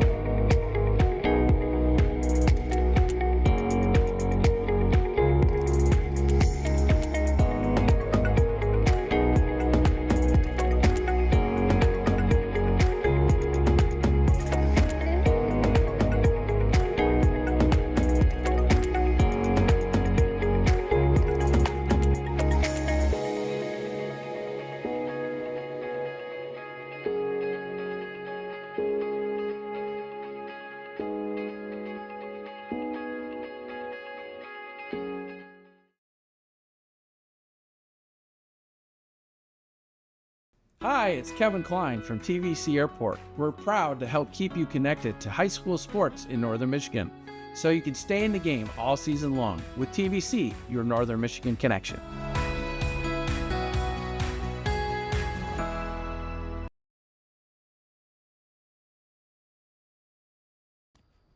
Today's game is brought to you by Redmond Automotive, Pop Excavating, Traverse City Cherry Capital Airport, Culver Meadows, Farm Bureau Insurance, Carter & Associates, BC Pizza, Alpers Excavating, Grand Traverse Hauling and Junk Removal, Edward Jones, Justin Liptak, 3 West, and Team Elmers. We hope you're enjoying today's game. Today's game is brought to you by Redmond Automotive, Pop Excavating, Traverse City Cherry Capital Airport, Culver Meadows, Farm Bureau Insurance, Carter & Associates.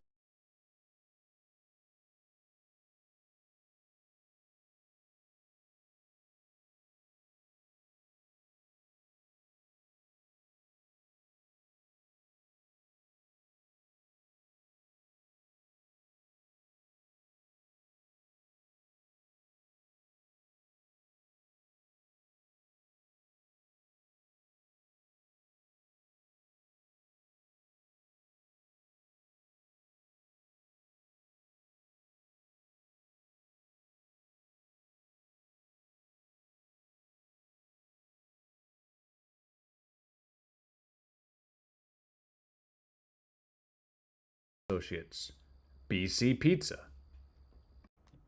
Alpers Excavating,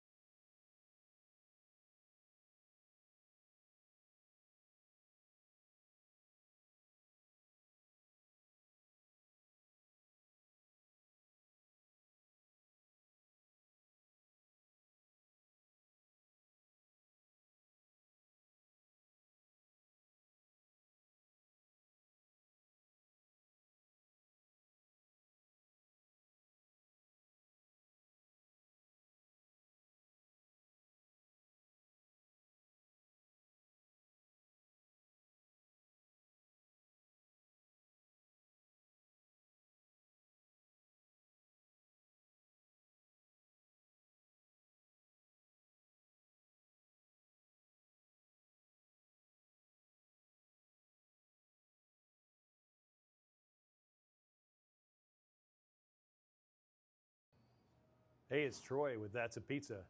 You're watching Gladiator football on Next Level Broadcasting. Oh, now that's a pizza.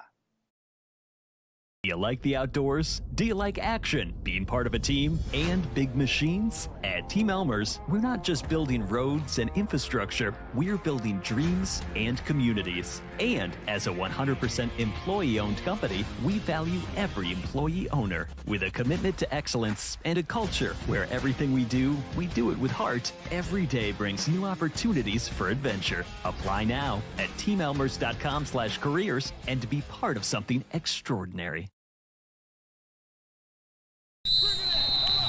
All right, guys, here's what we get.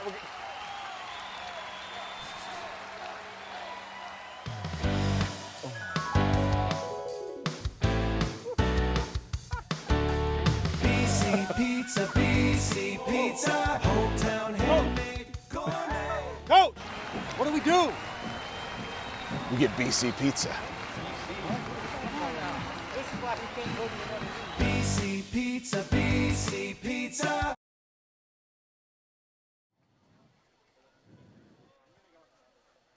Scott, you ready?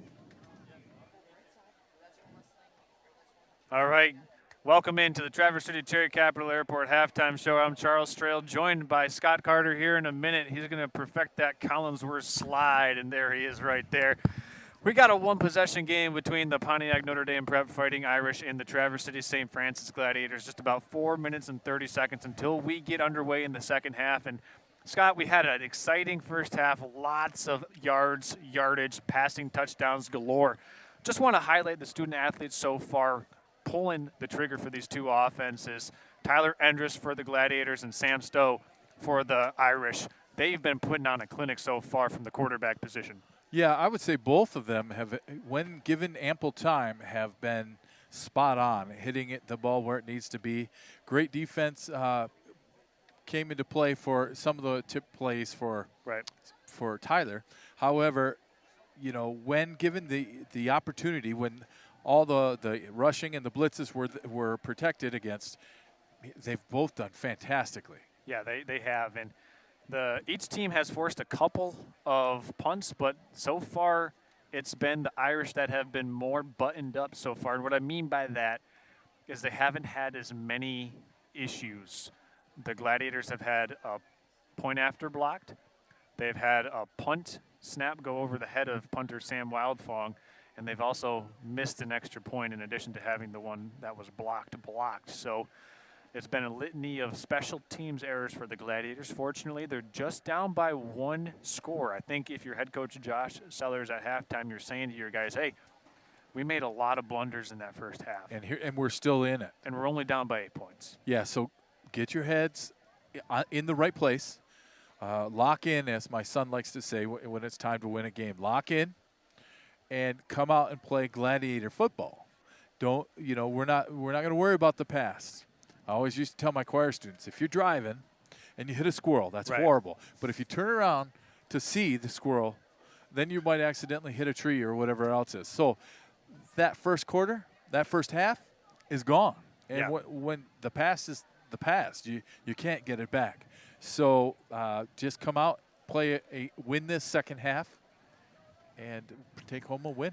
Yeah, while we have an opportunity to do so here on the Traverse City Cherry Capital TVC Airport halftime show, we want to remind you that if you're looking to book that fall or maybe early winter getaway, now's the time to do that at TraverseCityTVCAirport.com. You can go online, book that fall getaway or winter vacay, and handle everything right there from TVCAirport.com. Or, I mean, if you just want to get a nonstop flight to Phoenix, as we lose pretty much all of our note sheets here. If you want that nonstop flight to Phoenix, to Charlotte, over, all those connecting flights from Charlotte to the Caribbean, Mexico, hey, you can do all that at TraverseCityAirport.com, our halftime show sponsor. And actually next week, as we have the Jackson Lumen Christie Titans coming to town, we'll have a special guest joining us at halftime. Oh, man. We'll have... That's exciting. What's that? Well, I won't be there. Oh, I know. So I'm disappointed. We'll have special guest Kevin Klein, the director of the Traverse City Cherry Capital Airport, coming to talk with us at halftime, telling us about new expansion plans and how it's going to benefit Northern Michigan even more. So stay tuned for next week as we look ahead, but we don't want to wish time away. We got 2 quarters of excellent football here between the Irish and the Gladiators coming up. Scott, we had your keys to the game that we played in the pregame. What are your keys to the game now at halftime? I think it's the same as the pregame. Okay. Okay. So slow the stow, which I think they've done a much better job with the pass defense. They've made some adjustments, but we'll see what they come out of the halftime with for adjustments. Are we going to go into some zone defense? We were in zone in one of the cases, but we just had 2 guys covering the same zone. So, okay, a mistake was made. They scored. Fix those things. Keep the game, your mind in the game where it needs to be, right? So these little mistakes, the things that happen that get you irritated, you got to, like water off a duck's back, let it go, and get into this game and just tear it up, play St. Francis football. Well, we'll see which team takes advantage and which team seizes the moment here in the second half. Gladiators, Irish, about 2 minutes away from getting things going in the third quarter. Gladiators to receive the third quarter kick. You're watching Gladiator football here on Next Level Broadcasting. We'll be back.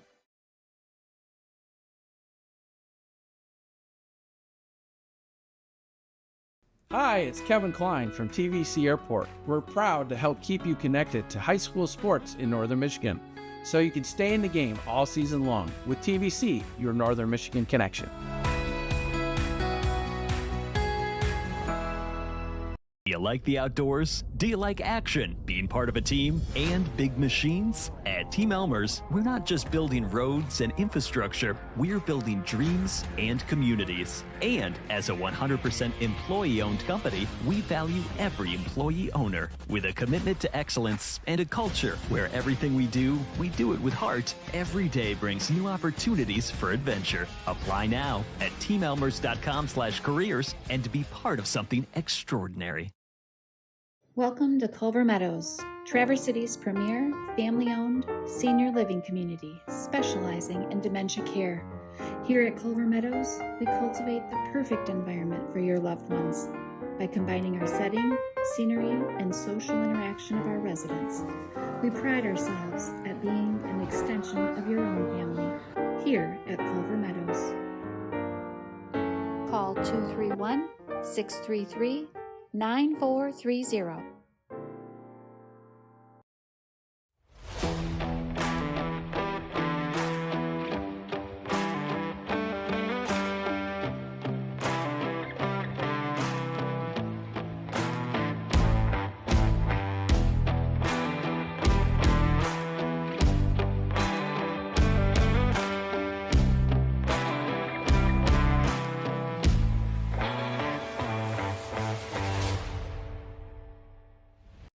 Discover Traverse Catholic Federal Credit Union in Traverse City. We make banking secure and convenient with biometric logins and remote deposit capture. Whether you need loans, mortgages, or credit cards, we've got you covered. Manage your finances effortlessly with our online banking services. Grow your savings with our competitive rates and savings products. Experience the difference with Travers Catholic Federal Credit Union. Visit tcfedcu.org for more. Today's game is brought to you by Redmond Automotive, Pop Excavating, Traverse City Cherry Capital Airport, Culver Meadows, Farm Bureau Insurance, Carter & Associates, BC Pizza, Alpers Excavating, Grand Traverse Hauling and Junk Removal, Edward Jones, Justin Liptak, 3 West, and Team Elmers. We hope you're enjoying today's game.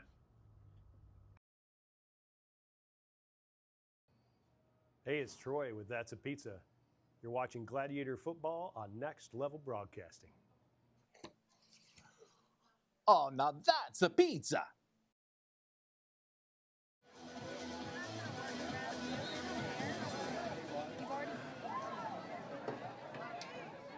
All right, welcome back in. We're going to go ahead and officially make it the third quarter of play between the Gladiators of Traverse City St. Francis and the Irish of Pontiac Notre Dame Prep. Charles Strail along with Scott Carter here, bringing you to the second half of action between these two schools, both ranked in the top 10 of their respective divisions. Irish Division 5, Gladiators #1 in the coaches poll for Division 6, and we've seen some high-level play, high-level quarterback play, and we anticipate seeing a next-level second half as this one's fielded by Cooper Sellers at his 17-yard line. Sellers turns on the jet, still on his feet, spins at the 32, eventually dragged down at the 33. I tell you what, I have a injury update that hit on Tyler. Yes.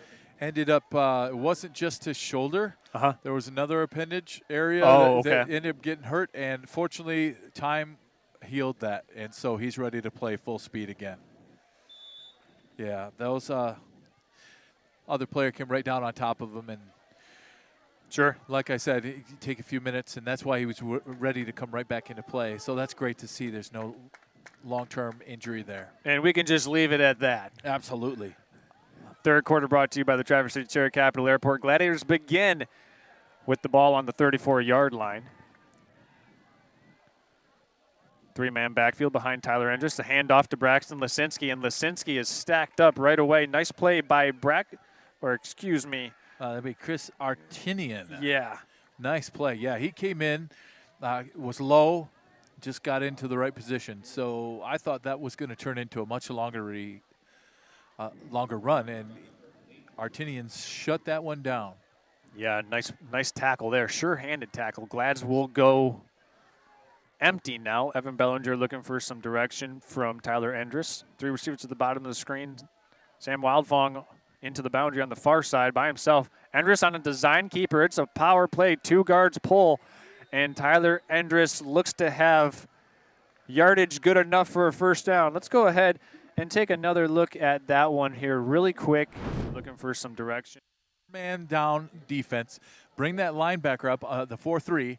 Bring the linebacker up to blitz. Pull the guard. And pull the guard, and it works out perfectly because he's breaking to the left. That's just one of those things where you're calling the right play at the right time. Actually, they pulled both guard and tackle there from what it appeared to be on that replay. Yeah, so Declan Gallagher coming to the right to shut that one down, and just left the end open. So that was fantastic. I like that look. Go empty, 1 receiver to the top of the screen, run to the weak side, and pull both guard and tackle, and get enough for a first down. Ball now at the 45-yard line. There's a handoff. This is Tyler Thompson on the jet sweep. Thompson gets a nice block into Irish territory, still on his feet, checks his feet, and is down at the Irish 42-yard line. Give Thompson a gain of 13 yards. We're going to have to call him the Jet.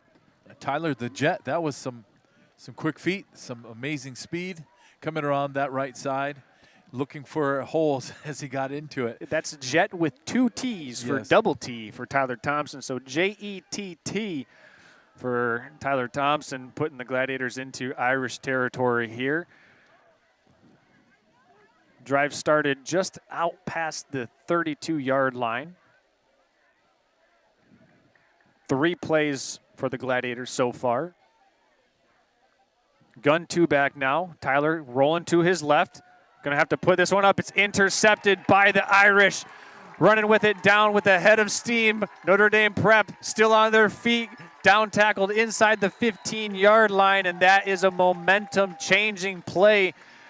The Irish strike first here in this second half. It was into his left. Going to have to put this one up. It's intercepted by number 10, Drake Roa. And Roa was taking this one all the way back. Excuse me. That's actually Lucas Bigelow on the interception, and the Irish have an opportunity here to cash in on the game's first turnover. Gladiators had a promising drive going, but the pressure in the backfield, I think, forced Enders to get rid of that one a little bit prematurely. Here's a handoff up the middle. Braxton Lisinski comes diving in to make the stop on Anthony Tartaglia. Yeah, great play to get in there, get low, take out his feet, slow him down just a smidge.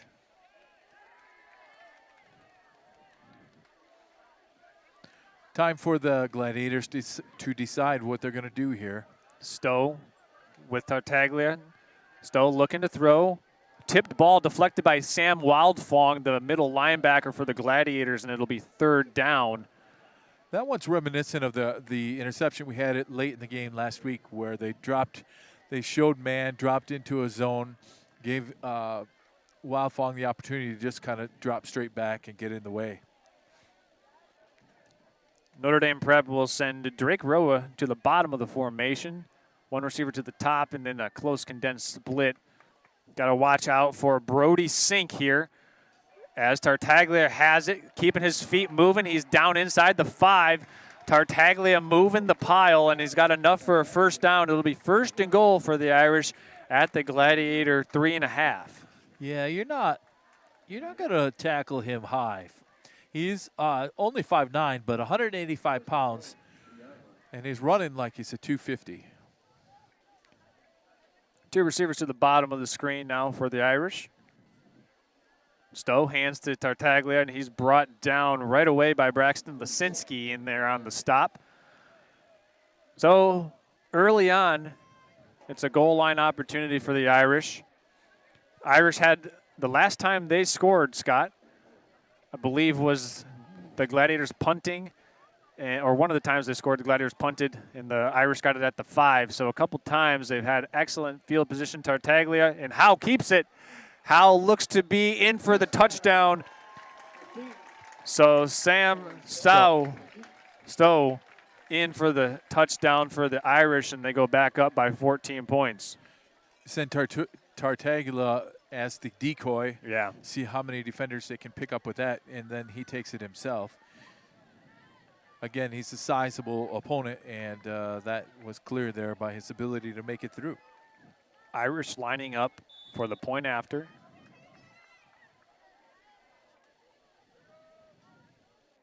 Kick is up. Kick is good.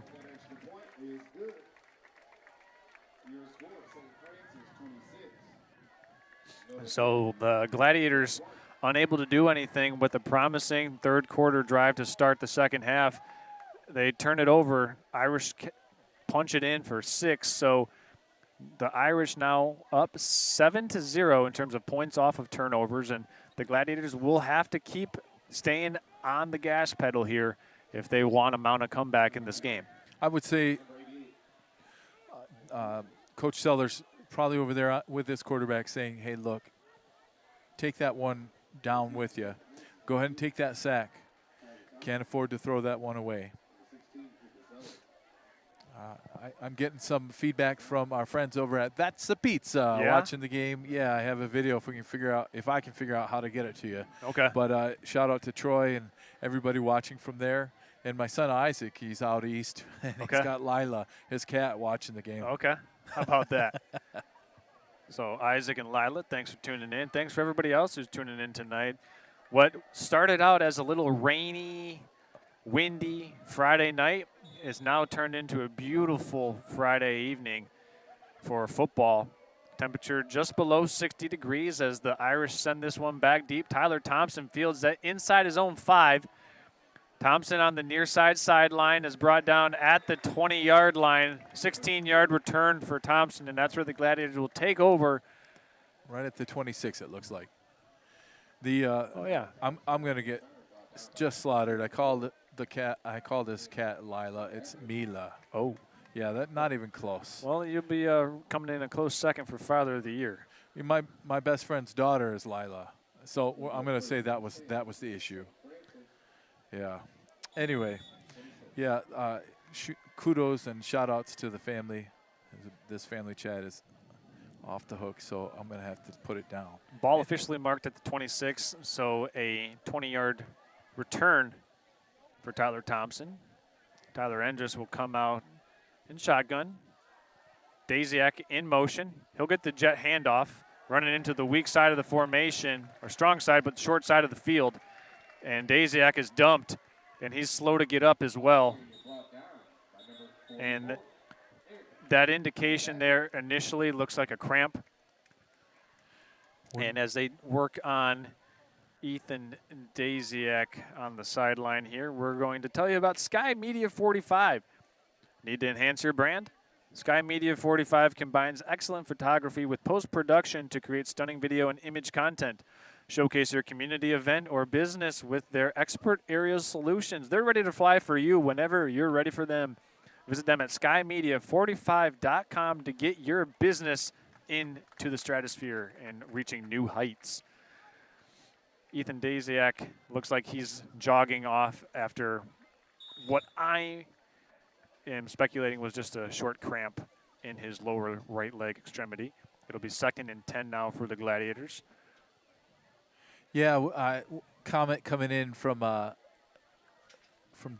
John, RC Cars. It is a good thing that we have the green, the solid green with the white, because they are in similar helmets, that's for sure. Endress, there's the counter to Lisinski. He's got a lot of room. Braxton Lisinski breaks free. He's in the clear. It's a foot race. Braxton Lisinski, 20, 10, 5. Count it down, touchdown. Braxton Lisinski put it on the board, 75 yards. Oh, they mark him down at the 1. Oh, Braxton, you got dragged down, man. Well, I don't know. That I'm going to give the clear. It's a foot race. For not being there to see that go in. That sure looked to me. I mean, there's the rerun right there. You tell me. Oh, that's twice that Next Level Broadcasting has had the right answer, but they don't have the advantage to utilize our replay. Shout out to our cameraman down there in the end zone for getting that shot. Nice job, Isaac. 1st and goal. Quick handoff to Lisinski, and he's not going to get in. And it's unfortunate because it should have been a 75-yard touchdown for Braxton. We showed you the review. So the Gladiators will have to punch this one in here nonetheless. Under 7 minutes and 40 seconds left to go here in this 3rd quarter. This game has been nothing but a shootout so far. Endress under center, and he is going to lean his 6'2" frame in for the touchdown. Touchdown, Traverse City St. Francis. Gladiators, they bounce back and put 6 points back on the board. I would imagine that they'll opt for the 2-point conversion here, Scott. You got to add all those, as many points as you can. And they're going for 1, actually, just keeping it that way. Yeah, smart call here. If you don't get the 2-point conversion here, it's a 9-point game. If you get the 1, you're only down 1 score.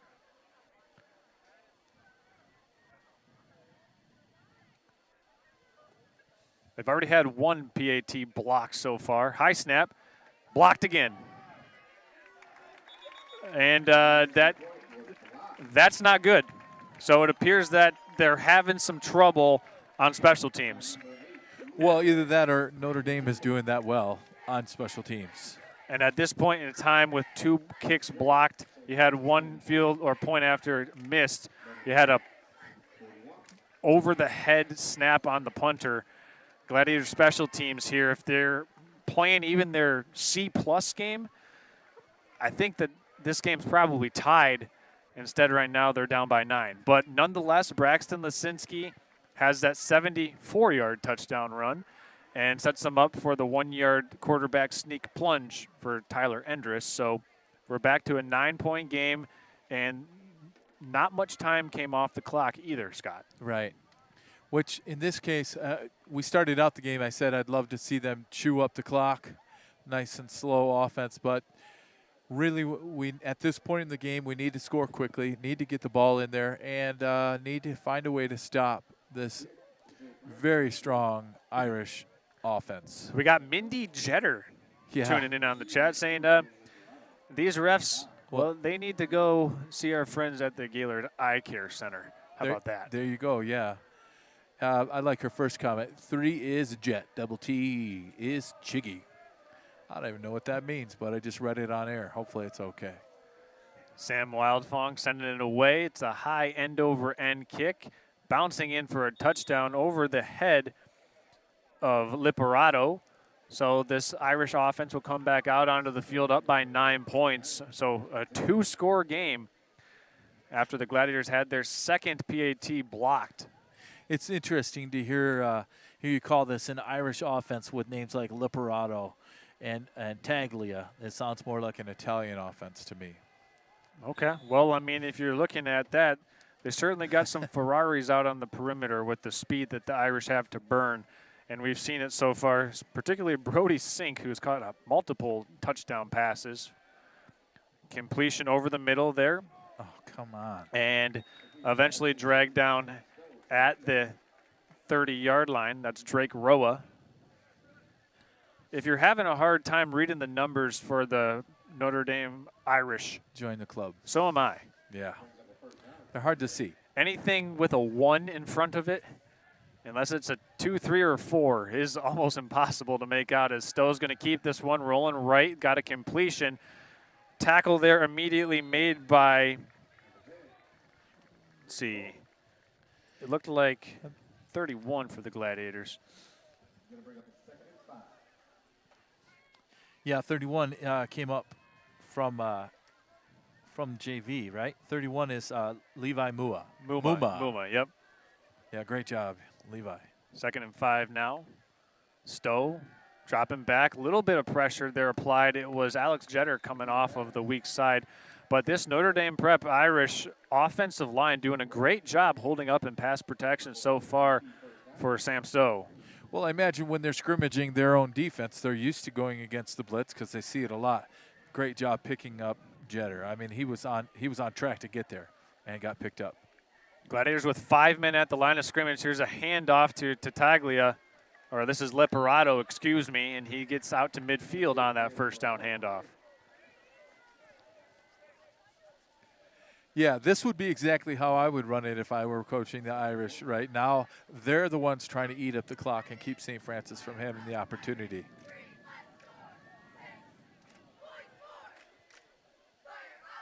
Once again, 5 men at the line of scrimmage for the Glad defensive line. They get some pressure. Stowe airing it out, and it's incomplete. Miscommunication there with Brody Sink. Stowe was thinking deep post. Sink was thinking straight go ball. And if they're on the same page, that's another touchdown. Oh, most definitely. The pass as it was almost able to be picked off. Gabe Pfeifferich out there doing his best to get under that ball. It's 3rd and short. All intents, this is a run up the middle. And Tartaglia does not get it. The Gladiator defense comes up big with a 3rd down hit stick. I'd love to see that again, but I want to give credit to Winnewikia, I believe, coming down off the end. If we have, it's 3rd and short. And here we go. Came from the near side. Boom. Stuffed them. Yeah, right there. 53. Nice job, Zach. Way to keep those feet moving. Initially was down low. Zach was down low on that initially and able to stick with it. Glad's got to be weary of the hard count here. They're going to snap it. Quick throw out to the flat, and Glad's were playing 12 yards off the receiver, so that's an easy pitch and catch.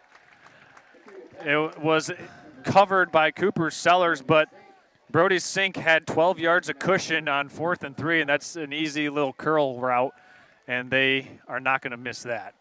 Well, in basketball, if you're hitting the three-pointer, we have no choice but to come out and defend you out there, right? And so we're given lots of cushion to prevent them from getting past us, maybe just a bit much.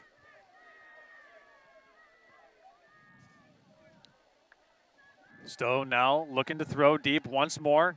Deep shot over the middle. It's incomplete, or did he hang on? What a grab there by the Irish. Wow. And that's, check this one out again. Beautiful ball right down the seam. Catullo's running free right from the jump. I thought Bo Klassens had a play there on the ball, but Catullo with vice grips for hands, able to keep that one away from Klassens, who made a late bid to try and break up the pass. Well, Catullo at 6'2". Here's Stowe swinging out in the flat. Got Tarak to, oh man. He's got the completion out there to I'm with you. Tartaglia. 44. Tartaglia.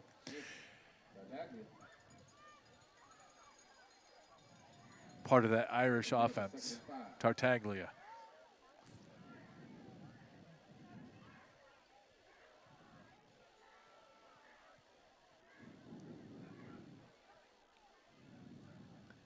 Sam Stowe with Tartaglia to his right. Stowe rolling to his right.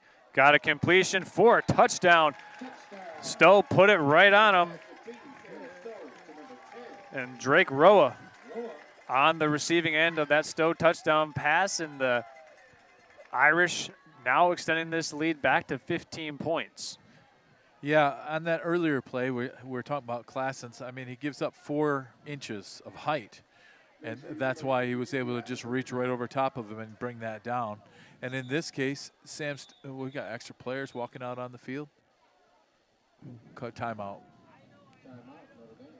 So I think the play of that drive, or the play of that possession for the Irish that really stands out to me, was the alignment for the Gladiators on that 4th and 3. You know, giving Sink 12 yards of cushion with the chemistry between Sink and Stowe. I mean, that's an easy pitch and catch for a first down. Yeah. Did the Glads maybe think they were going to go and opt for a hard count there potentially? Well, regardless, in that situation, 4th and 3, take the chance, get up there and pop him. You have that opportunity at the very beginning to pop him up close to the line, maybe throw off that timing between Stowe and his receivers. So I would, especially 4th and 3, you know he's just going to do a quick little turn and catch. Here come the Gladiators out after the Notre Dame Irish take a timeout. Same here, right? The end zone is not that far away. Don't give them that. This is big right here. The Irish are going for 2 to make it a 17-point game, which would make it 3 scores. Liperato in motion. Stowe is completed to Brody Sink. Guess who? He's the man that they want to go to when they need it most, and Brody Sink makes it a 17-point game. 3 scores now. Irish up over the Gladiators. Yeah, once again, we're going for 2 points. It's a 3-yard play. Bring your defense up, have them pop them at the line, throw off that timing. They had plenty of, just do a slant inside, and it's with a talented quarterback like Stowe, that's an easy one. So right now the Gladiators find themselves down by 17 points. We're still in the 3rd quarter, 4 minutes and 16 seconds left to play. The Gladiator offense has perked up, but so has the Irish offense. And that was an 80-yard touchdown drive for Notre Dame. And then they did get the 2-point conversion. They got a 4th down conversion and the 2-point conversion, both to Brody Sink. And at what point in time do you think the Glads have to really start dialing up the pressure and heating up Stowe back there in the pocket? Now, when they came out from the halftime. But again, the pressure on just pressure on Stowe, alone won't do it. I really do think it's time to make an adjustment, start popping some receivers as soon as they come off their line, right, and take a chance. That means they could get past you for the long ball, but that's working anyway. So time to make some big adjustments.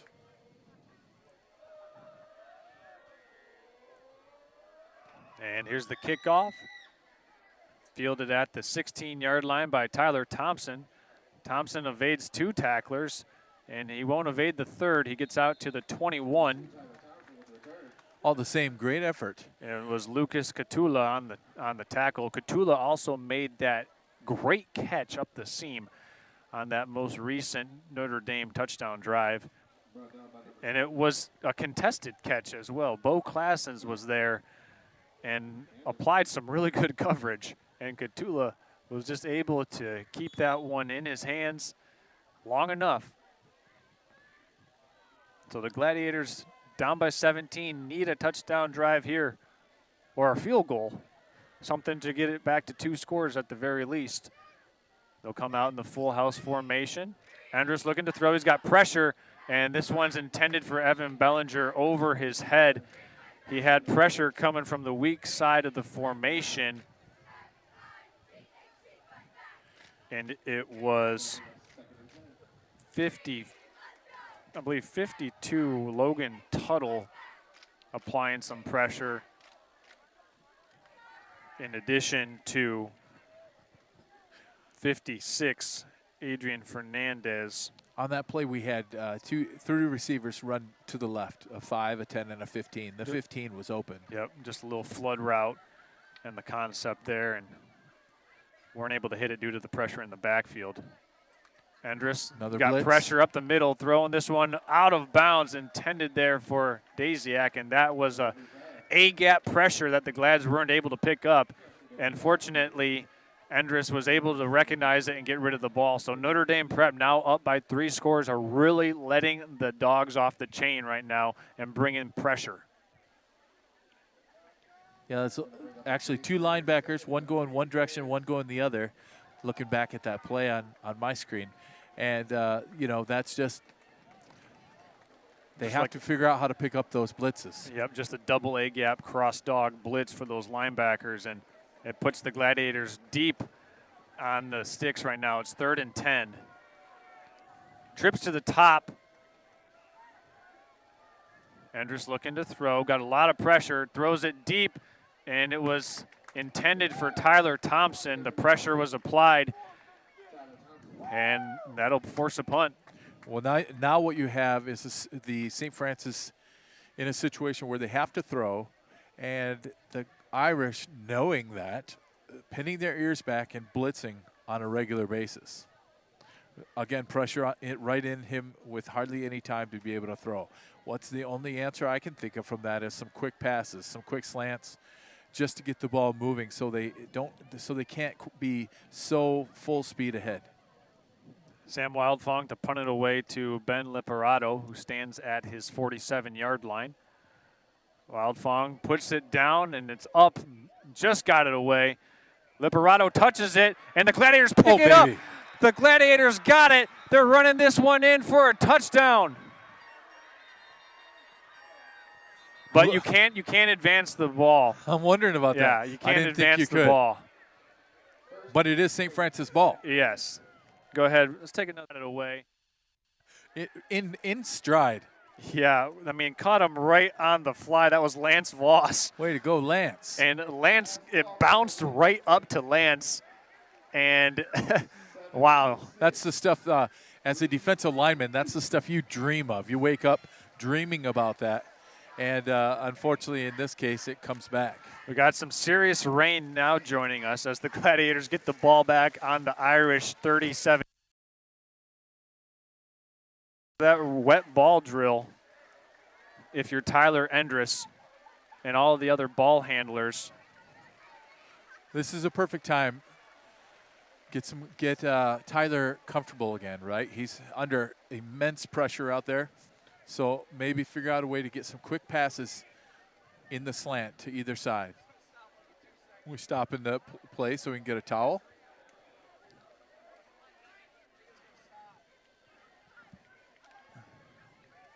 It should be Gladiator football, and it is. Yeah, a lot of confusion on this sideline over here. Here we go. And the rain is slowly, it's coming to a snail's pace right now. Enders in the shotgun. He's going to keep it. There we go. He's got a nice 3 to 4 yards there on that first down carry. Tackled at the 35-yard line. Yeah, he's been hit quite a few times. Mom and Dad, you want to get him some maybe a trip to the jacuzzi. Yeah. Something to. But not Tylenol. Yeah, no. Maybe some ice. Ice. Let's go with ice. Let him sleep in a little bit tomorrow. 3 receivers to the bottom of the formation for the Gladiators. Alex Jetter to the top of the screen. Irish showing pressure. Tyler Endress keeps it. He's chopped down at the 31-yard line. If he was able to avoid that tackle, he had a lot of green grass out in front of him, Scott. I think we watched that replay. The tackle was actually by Bellinger. In that he took his guy in that direction right into Tyler. I mean, it was just they wanted to be in the same place at the same time. Unfortunately, that doesn't work out.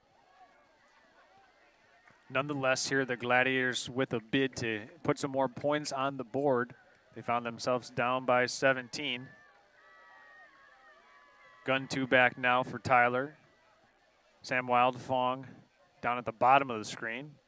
Irish showing pressure. Here's a handoff to Daziak. He's got the first down. And Ethan Daziak lunges his way to the 25-yard line, pickup of 7 yards on the third down carry. I have a delay that I'm watching over here. I'd like to see someone picked up that blitz beautifully. See if I can see who it is on my other screen. And I don't. Right out of the backfield, I think it was Lazinski that picked it up, just took that blitz and put him on their back. So that was fantastic. Either Lazinski or Gage Walter. It looked like it came in on the right side of the offensive line. So good blitz pick up there by the offensive line there. Gladiators with a fresh set of downs here at the 25-yard line. Here's the counter play. And this is Daziak, and he's back to the original line of scrimmage. And he was tackled by Brody Sink. So number 7. We've heard that number a lot tonight. Brody Sink is flashing all over the screen tonight. Multiple touchdown catches, a 2-point conversion catch, a lot of different types of tackles. Tackle in space, tackle in the box, whether you want to play in coverage at the line of scrimmage. He's pretty adept at doing it all. Twins to the top and bottom now on this second down play for the Gladiators. Tyler Thompson, the motion man. Tyler Endress is going to bounce it out left, and he's brought down at the 25. Maybe a half-yard loss on that carry. Love to be able to see them in that situation call off the run. Seeing 3 guys blitzing in that situation. Maybe for the quarter. No, we'll have one more play here before this quarter goes through. Oh, for sure. We do have the. We got 40 seconds left on the game clock, play clock, probably around 20 right now, I would presume. Once again, spread formation for the Glads. Endress looking to throw. Heads up. Got a little dump down screen, but Lasinski had to go right through his hands. It was set up nicely. Pass was a little high. It's exactly what you got to do when you know those blitzes are coming. Nice little dump pass. We saw earlier to Lasinski a nice tunnel screen that they set up. They tried to set it up right there again, and it just wasn't able to be completed. So that's the right idea. Just a matter of making it happen. It would be about a 41-yard field goal if the Glads wanted to try and kick this one up. But it looks like the offense is staying out here. Watch for a blitz here by the Irish. They do bring pressure, and it's complete. Tyler Thompson makes a nice move. He turns on the Jets, and Tyler Thompson is going to take it in for a 25-yard touchdown on 4th and 10.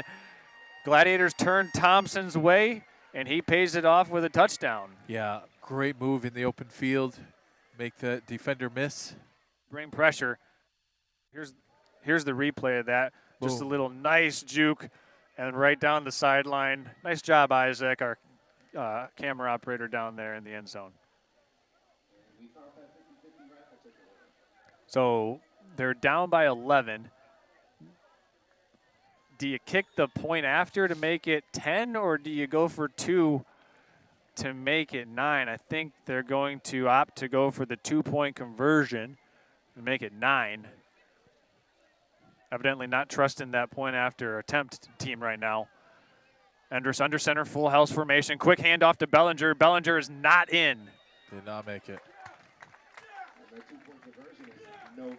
So it's still an 11-point game. I don't know. I mean, the option there you have for the Gladiators is you go for the PAT, hope you make it, and then it's a 10-point game. So you'd be down by a field goal and a touchdown. If you go for 2, you're down by 9. So a touchdown and then a field goal would win you the game. Yeah, it made sense to go for 2 there. Unfortunately, unable to capitalize on the opportunity. Yeah. And I like the way that they responded. The error that the Irish committed, the Gladiators were able to turn in for points. Teams now, well, Irish 8, Glad 6 on points off of turnovers. Okay. Yeah, definitely. It's what we're going to need here is a 3-and-out. Approaching the fourth quarter, 15 seconds left, I believe, 15.1. Approaching the fourth quarter, it's time to go.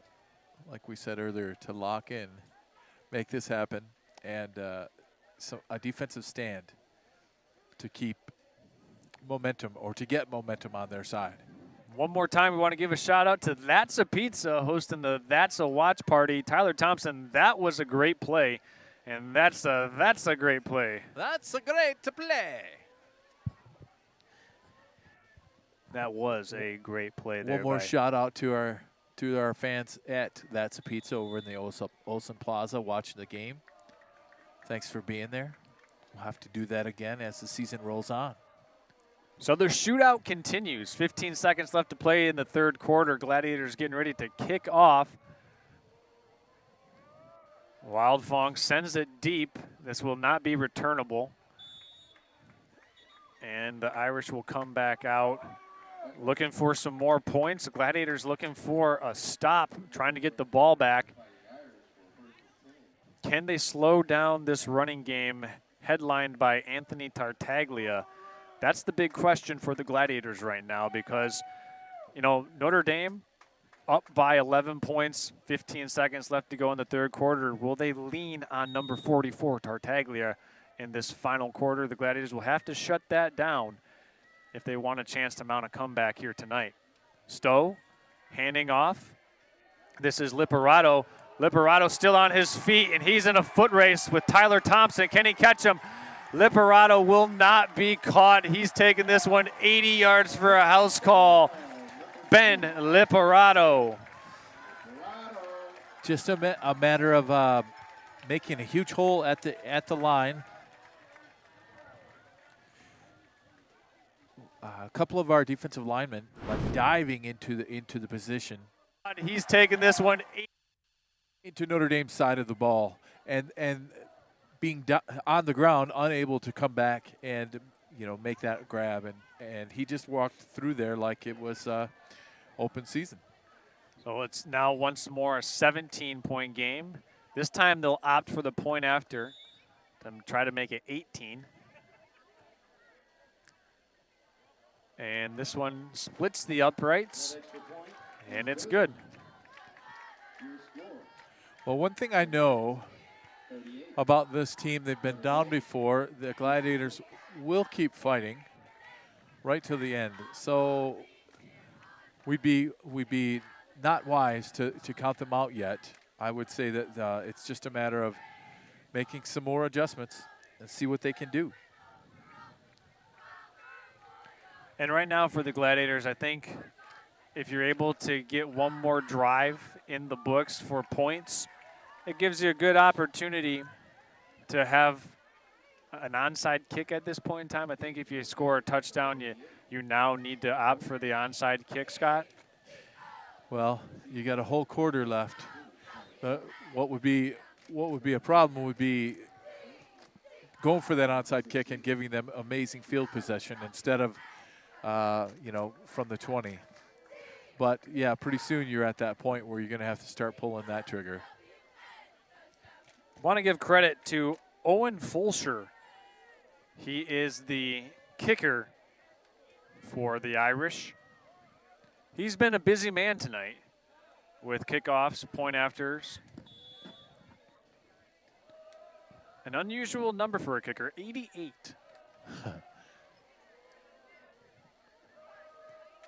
And Fulsher sends it away.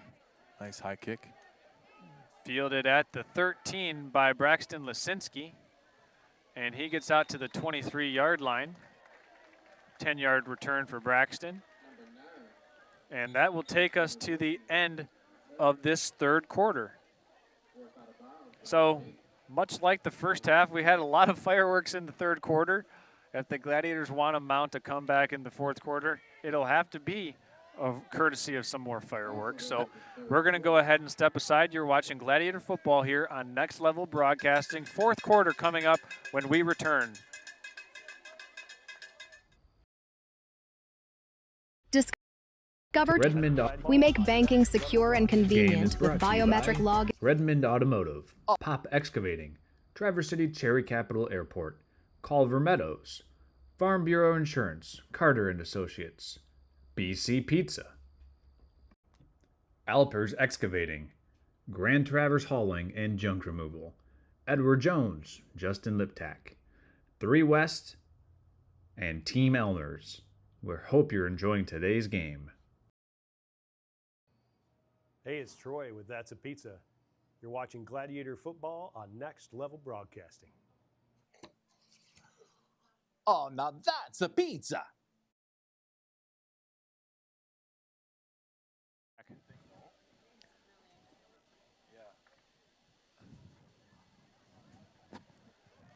All right, welcome back into high school football here on Next Level Broadcasting. Coverage of the Traverse City St. Francis Gladiators all season long. They've got a pretty big hill to climb here as they're down by 18 points as we begin the fourth quarter of play here from Pontiac Notre Dame Prep High School. Charles Strail along with Scott Carter and the rest of our Southeast Michigan crew here. Gladiators with it on their 27, it looks like.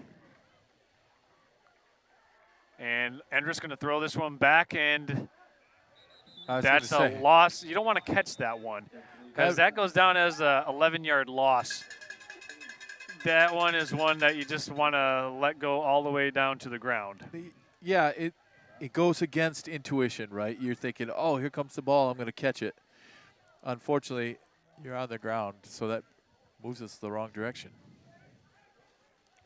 But good job catching the ball. Now let's catch it in the right direction.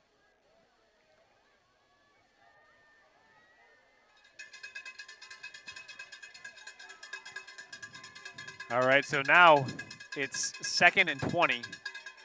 Tyler throwing this one up the seam, intended for Dasiak. It's broken up. So a quick pass to Dasiak. Straight down the field. Gives the defender a chance to break down on that and potentially make that stop, which is exactly what happened there. Got in the way. Love to see some flag routes or some quick slants.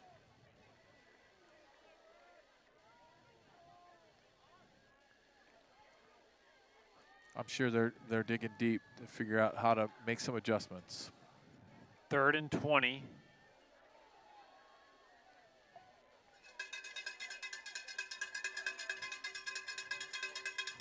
Endress looking to throw deep down the sideline on the wheel route, and Tyler Thompson couldn't run under that one, and Willie Mays catch it. That was probably the only way that was going to land in his hands, too, because he was running out of space. But once again, Tyler's got 2-step drop, and he has to be throwing it.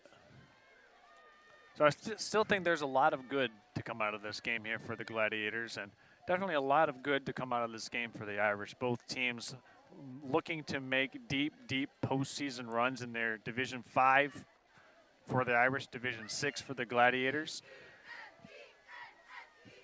I think the tail of the game would be special teams. You know, both teams with some key miscues on special teams as Sam Wildfong's getting ready to punt this one away. And you can tell that he's concerned about getting those blocked because he's rushing his pace on those kicks. Normally when Sam boots that thing, it's another, it's up sailing another 15, 20 yards. So, yeah, he's under pressure as well. The Irish have done a great job getting St. Francis off their offense and scrambling. And I think the ability for the Irish to play from any kind of game flow is really what gives them a chance to repeat as Division V state champions, because whether they're up by 10, 12, down by 14, they're going to run the same kind of offense as Stowe comes back out here, ball at midfield. Here's Tartaglia on the carry, wrapped up by Sam Wildfong. Give him about 2 yards on that carry. Well, go ahead. Well, this team was defeated by the Division VI Jackson Lumen Christi. However, in that game, I watched that game. This team here, it was early in the season, and they made a lot of mistakes. There's 2nd and 8. Stowe looking to throw. Got a completion out in the flat. Breaking or not able to get away from the Tyler Thompson tackle there is Ben Liparato. Check that. Lucas Catula. Yeah, Tyler Thompson with the rodeo style takedown for sure. The point I was making with this team making mistakes before is they're not making them tonight. The same kind of mistakes that I saw on the film in week 2. And this team continuing to refine their offense and let Stowe flow. We very well could be looking at a Division V state championship team here.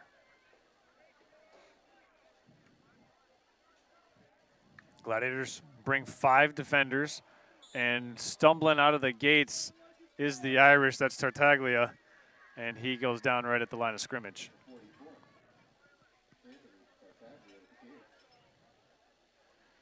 Yeah, just a little bit of probably a molehill there. Stepped in. Or maybe the precipitation on the field that fell here twice for about 5 minutes each time caused him just to slip up and hit the deck at the line of scrimmage. Here's 2nd and 10 for the Irish. Handoff to Tartaglia, and he's strung out nicely. And making a nice defensive stand is the Gladiators, courtesy of that penetration in the backfield. And that was Garrett Russell who got in there for the tackle for loss. Nice to see the initial contact in the backfield. Check that. I believe it was Jake Reinick, 73 on the stop, coming from his defensive tackle position. There's 3rd and 11. Stowe going to drop back and throw. And this one's incomplete, intended for guess who? Brody Sink. Sold out on that one, brought the house. Yes, they did. Stowe had to get rid of that one in a hurry. Sink wasn't able to lock up the brakes and come back to that pass in time. So it appears the punt unit's going to come onto the field for the Irish. Tell you what, Scott, I don't think we can do this whole game and not mention how impressed we are once more of quarterback Sam Stowe. Oh, yeah. He has offers to play at the next level. Hasn't committed yet to which team he's going to go to, last I heard. And so, yeah, we understand why they're looking at him. Owen Fulsher sends this one away. It's going to bounce at the 15-yard line. Let's see where they mark it. Yep, right there at the 15. Just a shout out real quick. Anytime you've heard this kind of thing in the background, that comes to us courtesy of Northern Beat Entertainment. Thank you, Tony, for the use of the wireless microphones. Allows us to hear the band or whatever else might be happening on the field. We do appreciate that. We use that for our post-game player interviews as well. So thank you, Tony, and Northern Beats Entertainment for allowing us to have exceptionally good sounding post-game interviews and external audio from the crowd and other auxiliary sources. We do have an unfortunate highlight update for you. Seattle up 1-0 in the bottom of the second. Okay, so still a lot of time there. Still a lot of time here. Daszak in motion. He gets the handoff. He's got one man to beat around the perimeter, and he's brought down by Brody Sink, number 7, in on the stop. I think he's one of their best players. I think so. I think so. Was that a Dracula accent? No, I was going for German. Okay. Jawohl. I think so. Anyway, so it's 2nd and 9 now for the Gladiators. I'll try Dracula next time. There's the counter. It's Cooper Sellers, and he's got maybe 2 yards on that carry. I feel like the Irish should be the bees because they're just swarming to the ball. Fantastic job getting to the ball, team tackling. Everybody keyed in on that running back for sure. 3 receivers to the top of the screen.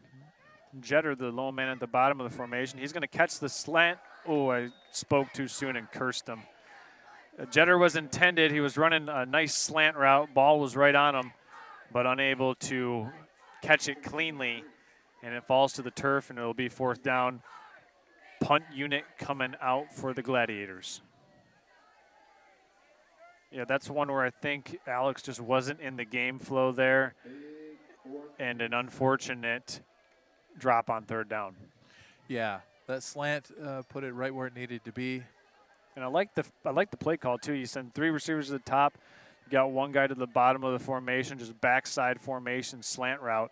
You got the whole field to work with, just wasn't able to catch it. Wildfong sends this one away. It's going to bounce at the 45 and take an Irish hop and bounce it back to the 41.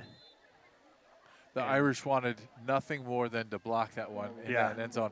Didn't even have a person back to receive the ball. Fortunately, St. Francis able to get that off in time.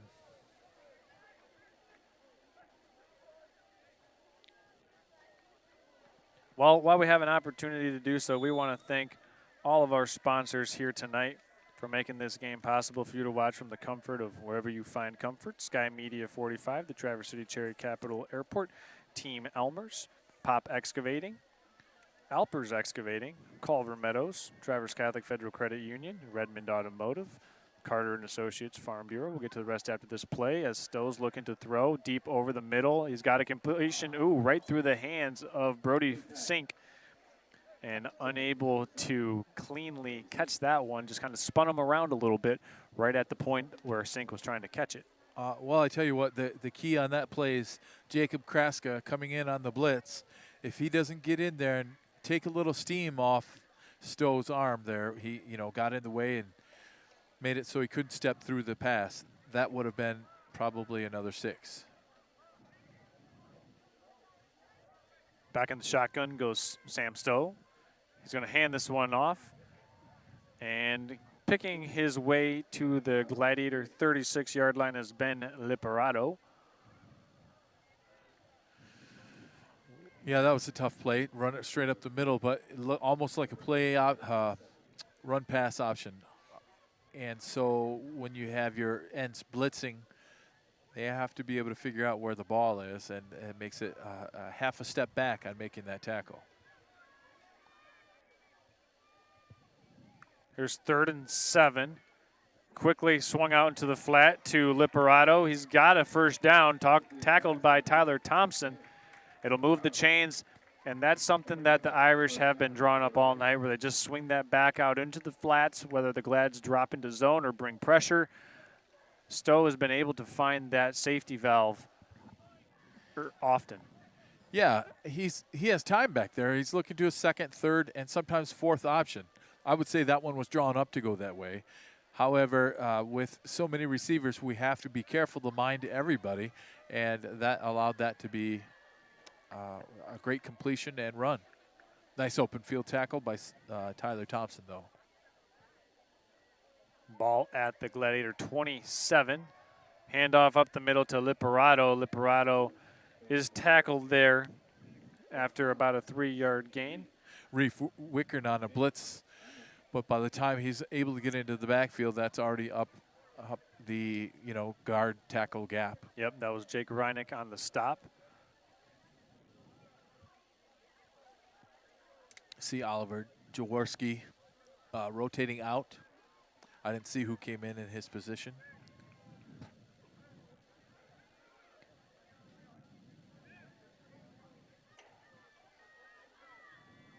For a team looking to go deep into the playoff run, this is definitely a wake-up call, and should fire them up to work hard come practice on Monday. Oh, tipped ball. That ball was deflected at the line of scrimmage. Reef, I believe. Yep. Love to see it again. Let's go ahead and take a look at that one more time. So we're bringing some heat from the right side, their left side. And an opportunity for the screen pass on the outside, which was set up there. And the rule of thumb is if you can't get to the quarterback, get your hands up, and Reef did an excellent job with that.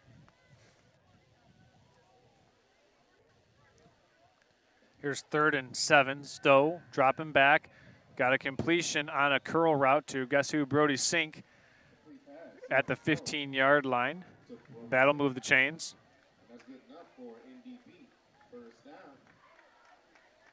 So, Scott, a lot of ways that this Irish offense can slice and dice you, whether it's Sink on the outside or it's Tartaglia coming up the middle, just playing smash mouth football.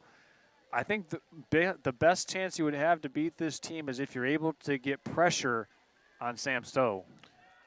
Right, and to do that, you're going to have to bring it from all directions and mix it up. If you just bring it from the strong side, he'll throw a dish pass to the weak side. Yep. So it's a matter of mixing up that's exactly what Lumen Christie did. They were able to figure that out. Stowe now throwing this deep corner route, and he's got a completion. What a job coming around to catch that ball. That was Drake Roa.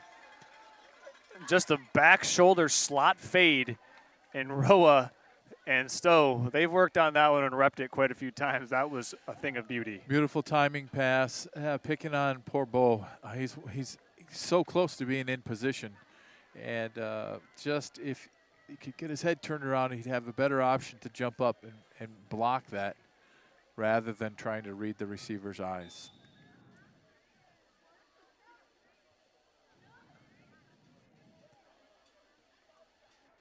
High snap, but a clean hold and a clean kick, and it's good for Owen Fulsher. Left footing kicking. I just noticed that. Yeah, if a boxer lefty is a southpaw, would a kicker be a south foot? Yep. Okay. Absolutely. There's a question for you. Yeah, what is your foot paw? I think we'll look that one up. Yeah. I think we should. Well, once again, we want to thank all of our sponsors tonight for making this game possible for you to watch from wherever. And that couldn't be done without the Carter Farm Bureau, Traverse City Cherry Capital Airport, Pop Excavating, Culver Meadows, Team Elmer's, That's a Pizza, BC Pizza, the Traverse Catholic Federal Credit Union, Justin Liptak, Edward Jones, Redmond Automotive, Alpers Excavating,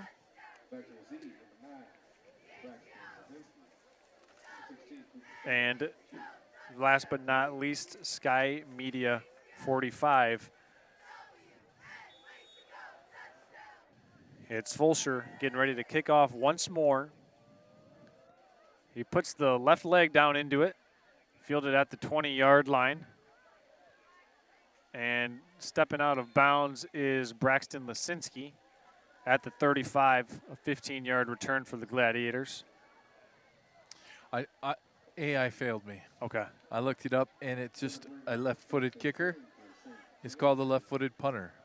Huh. Yeah, so AI, once again, no bueno. Sell the AI shares right now. Yeah. You heard it here from Scott. Get rid of the NVIDIA.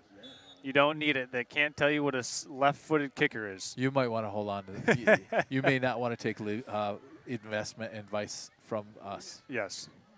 This is not intended for investment advice, as the Gladiators have it here, 1st and 10 from their own 35. Handoff to Braxton Lisinski. He's going to nose his way out to the 39-yard line.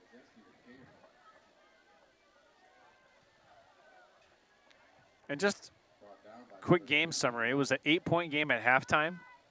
The Gladiators got the ball to start the third quarter, and it was an interception that set Notre Dame Prep up at the 5-yard line and punched it in for a touchdown. So it was quickly a 15-point game, and I think that play really, really took the momentum out of the sails for the Gladiators to start this third quarter. They have continued to fight back and have put some more points on the board as Daziak gets this counter. He is going to get near first down yardage, maybe a half yard short. But, Scott, I think that there's a lot of positive for the Gladiators to take from this game. And it's also good to rep against a team that's got a quarterback that's being sought after by colleges all throughout the Midwest. So many seasons I watched the Gladiators take on teams and beat them 63-0 or whatever the case was, then get into the playoffs and see teams like this. So here's an opportunity for them to see it before it's season ending. And they'll see another team like that next week in the Titans of Jackson Lumen Christi, as there's a handoff. And able to get near midfield is Braxton Lisinski. With 3:15 left in the game, I would say you could say that a touchdown is meaningless. However, I would say that is not the case here. I think this Gladiator team has to have pride in what they're doing, march this ball down and score, and take that home with them to build on for next week.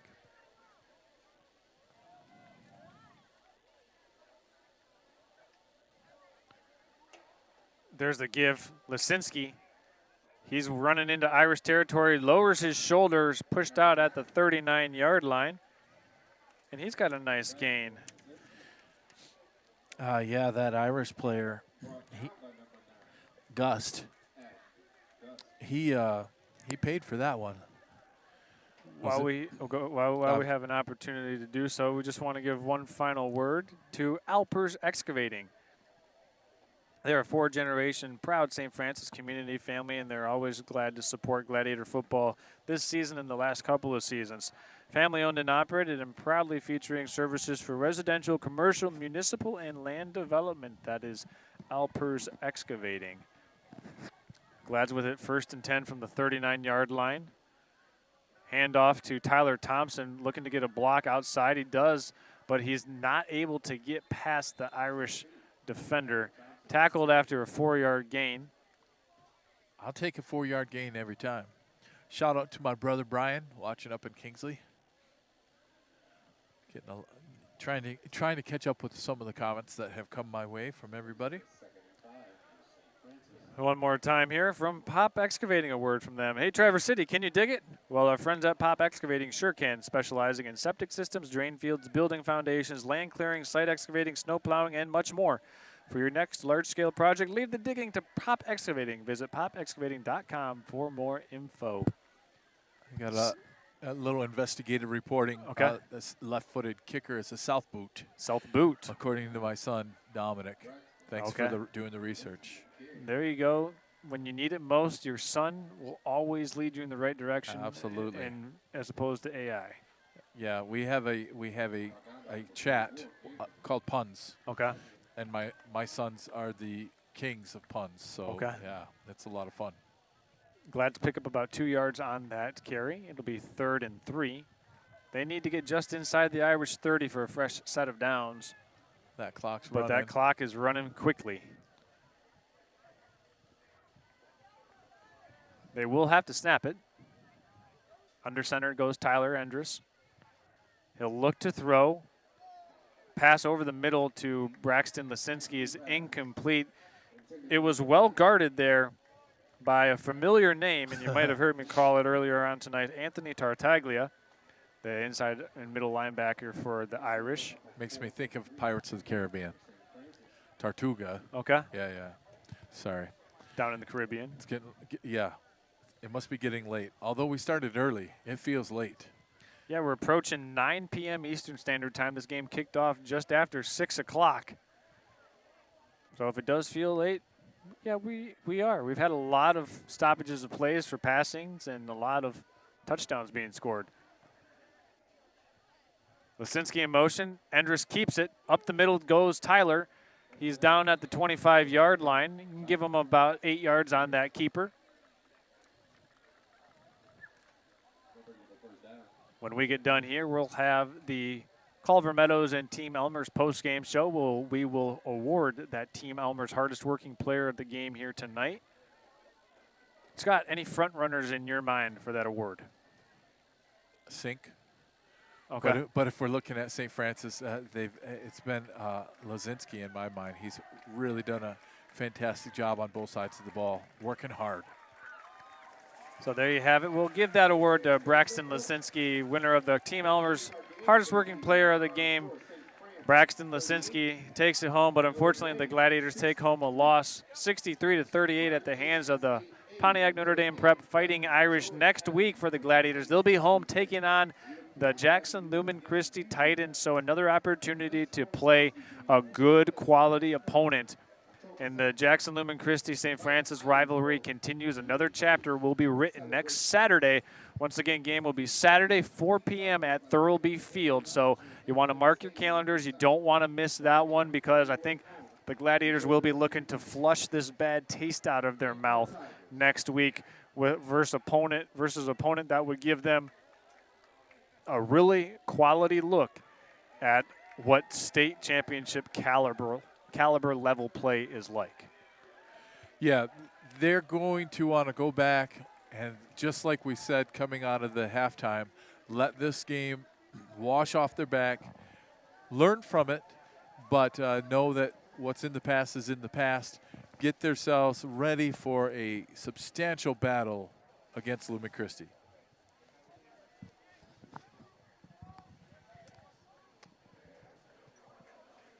One of the things I do love about this whole game is we didn't see a whole lot of penalties. It was a very cleanly played game, good sportsmanship. I saw teams helping each other out. And so very soon what we'll do is we'll have a couple of the players are going to pray, and we'll have them come up and we'll do some post-game interviews. Hey, it's Troy with That's a Pizza. You're watching Gladiator football on Next Level Broadcasting. Oh, now that's a pizza!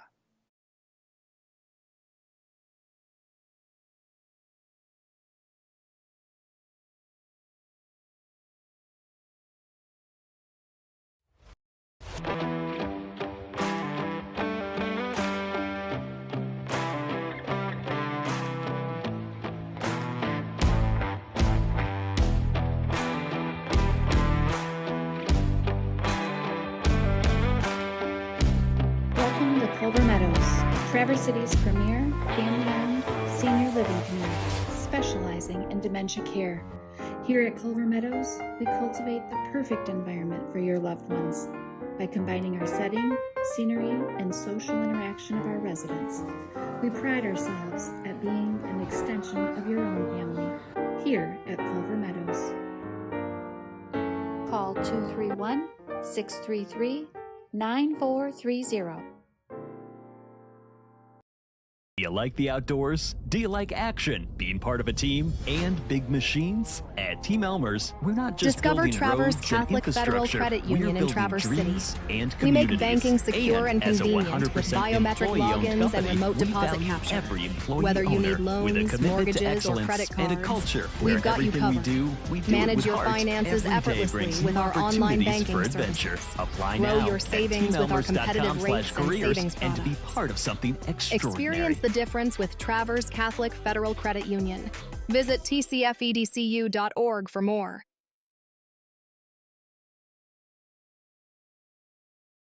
Do you like the outdoors? Do you like action, being part of a team, and big machines? At Team Elmer's, we're not just building roads and infrastructure, we're building dreams and communities. And as a 100% employee-owned company, we value every employee owner with a commitment to excellence and a culture where everything we do it with heart. Every day brings new opportunities for adventure. Apply now at teamelmers.com/careers and be part of something extraordinary. Hi, it's Kevin Klein from TVC Airport. We're proud to help keep you connected to high school sports in Northern Michigan, so you can stay in the game all season long with TVC, your Northern Michigan connection.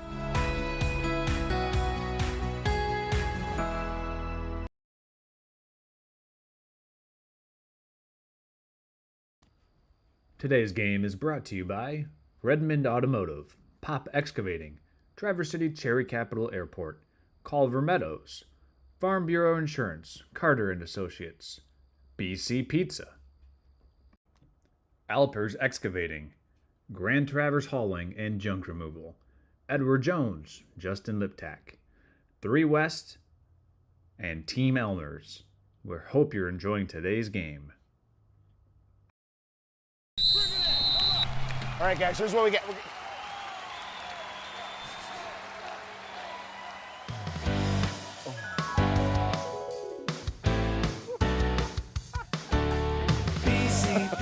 BC Pizza, hometown handmade gourmet. Coach, what do we do? We get BC Pizza.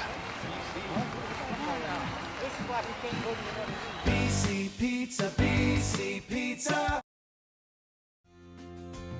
When I applied for this job, I told them I was going to do it for 5 years, then get back to singing.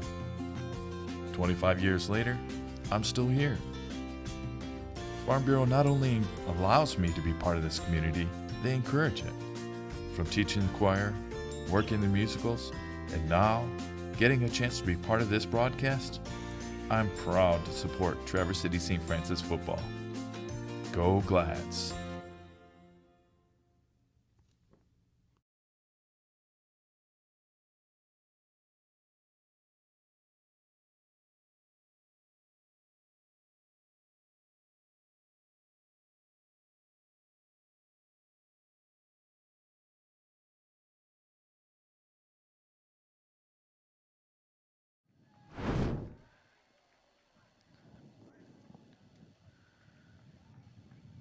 Okay, welcome back here. Officially in the books. We do have our post-game interviews here.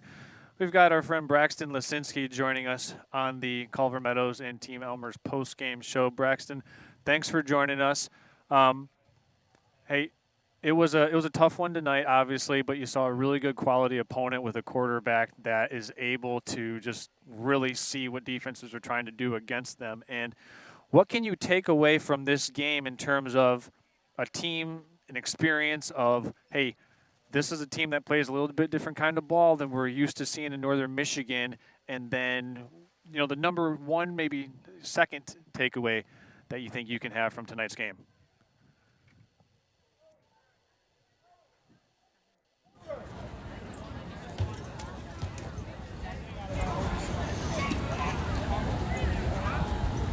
Receivers taking their routes on us, and yeah, I mean, up north we obviously get a lot of pound the football up the middle. So just to be a better overall football team, I think this was a great opportunity.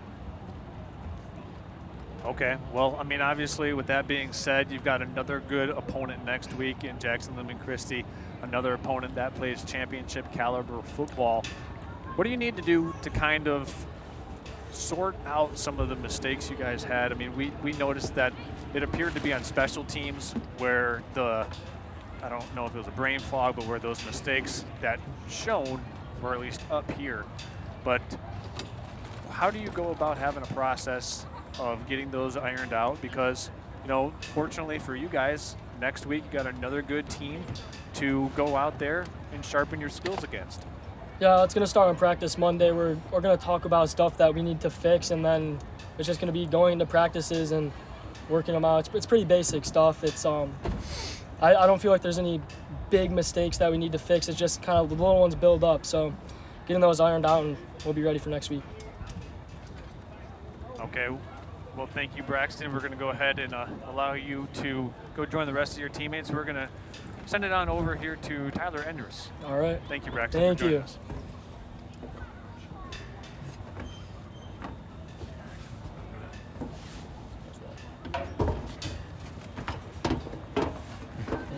Hello. All right. Hey, thanks for joining us here on the post-game show, Tyler. Appreciate you taking time out. Of course. We saw a team where, a team in Pontiac Notre Dame Prep, they're used to being able to play in any kind of game script.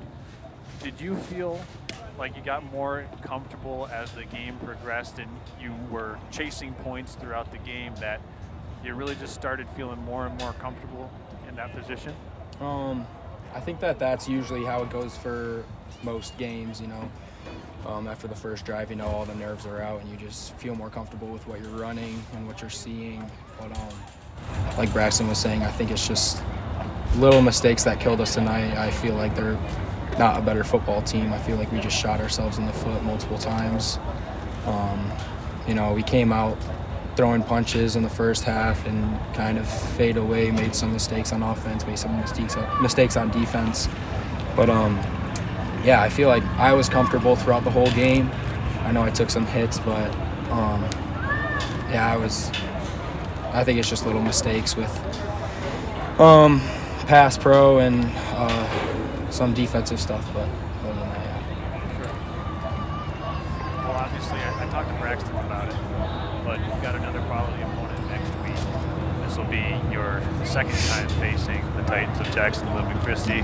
Obviously, I know tonight's game hurts, but you got a Week 8 opponent who's going to give you another quality of look. I know it's 8 days away, but is there any solace you can take in the fact that you played a really good opponent tonight and you got another one coming in next week? So iron sharpens iron, and obviously the ultimate goal here is to make a long run into the postseason, and the last 2 games of your schedule are going to really give you an opportunity and the rest of your teammates to sharpen your skills. Yeah, they were a great team, and I was very pleased with some of the stuff we did.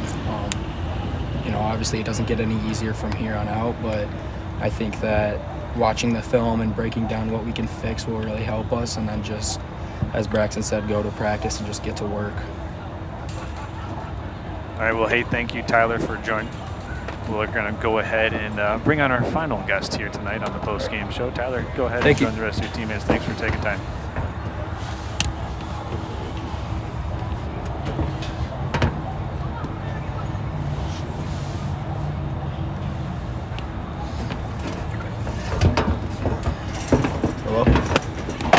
All right, our last player to join us here tonight is Cooper Sellers.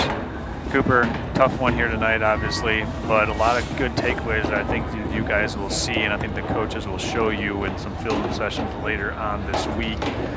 One of those highlights that you made, you had a nice little corner route for a touchdown. You also had a running touchdown as well tonight, and just off the top of my mind, what do you see when you're kind of dodging through tacklers? And I mean, because things that you see, I don't see, because it seems like you got some peripheral vision skills that not a lot of people have. Talk us through what you're processing when you're in a run or a run back. Yeah, so the play's called in the huddle, I hear it, and then I come out, and I try not to think too much, because you know, if you think, you're obviously slower at, you know, just reacting and playing the game. So I come out, I just get the ball. There's not really much going through my head. I'm just reacting to what, you know, if they're gonna over pursue, I'm gonna cut back. If they're gonna not pursue me, like I'm just reacting to what I'm seeing out of the defense. Sure. You know, I forgot to ask the other two guys that preceded you here on the postgame show tonight, but do you have any shout outs you want to give? Anybody tuning in from faraway places that you might want to give a shout out to? My grandpa, my mom's dad, and then my dad's mom. So my grandma, yeah. Okay. Yeah. Well, hey, we appreciate you joining us here on the postgame show. Cooper, we'll see you next Saturday when you guys are back in the friendly confines of Thurlby Field, and we'll strap on the shoulder pads, we'll cue up the broadcasting gear and be out there with you again. So looking forward to that Week 8 matchup as you guys are going to be trying to bounce back and shake this one off, clear this bad taste out of your mouth, and go enjoy the rest of the night with your teammates and the solace that you might be able to find and just the overall camaraderie that you get on this bus ride back up to Traverse City. So thanks again for joining us on the postgame show. Yeah, thank you. All right, thanks, Cooper, for joining us. We appreciate that. We're going to put a final bow on this one tonight. Final score, 63 for the Pontiac Notre Dame Prep Fighting Irish, 38 for the Traverse City St. Francis Gladiators. For myself, Charles Strail, my broadcast partner, Scott Carter, head of videography tonight, Derek Steele, head of production, Jessica Alcorn, we say thank you for tuning in and making us a part of your Friday night. For everyone here at Next Level Broadcasting, we say thanks. We'll see you next Saturday as the Gladiators take on the Jackson Lumen Christi Titans. Until then, stay safe, have a great night and a great weekend, everyone. See you then.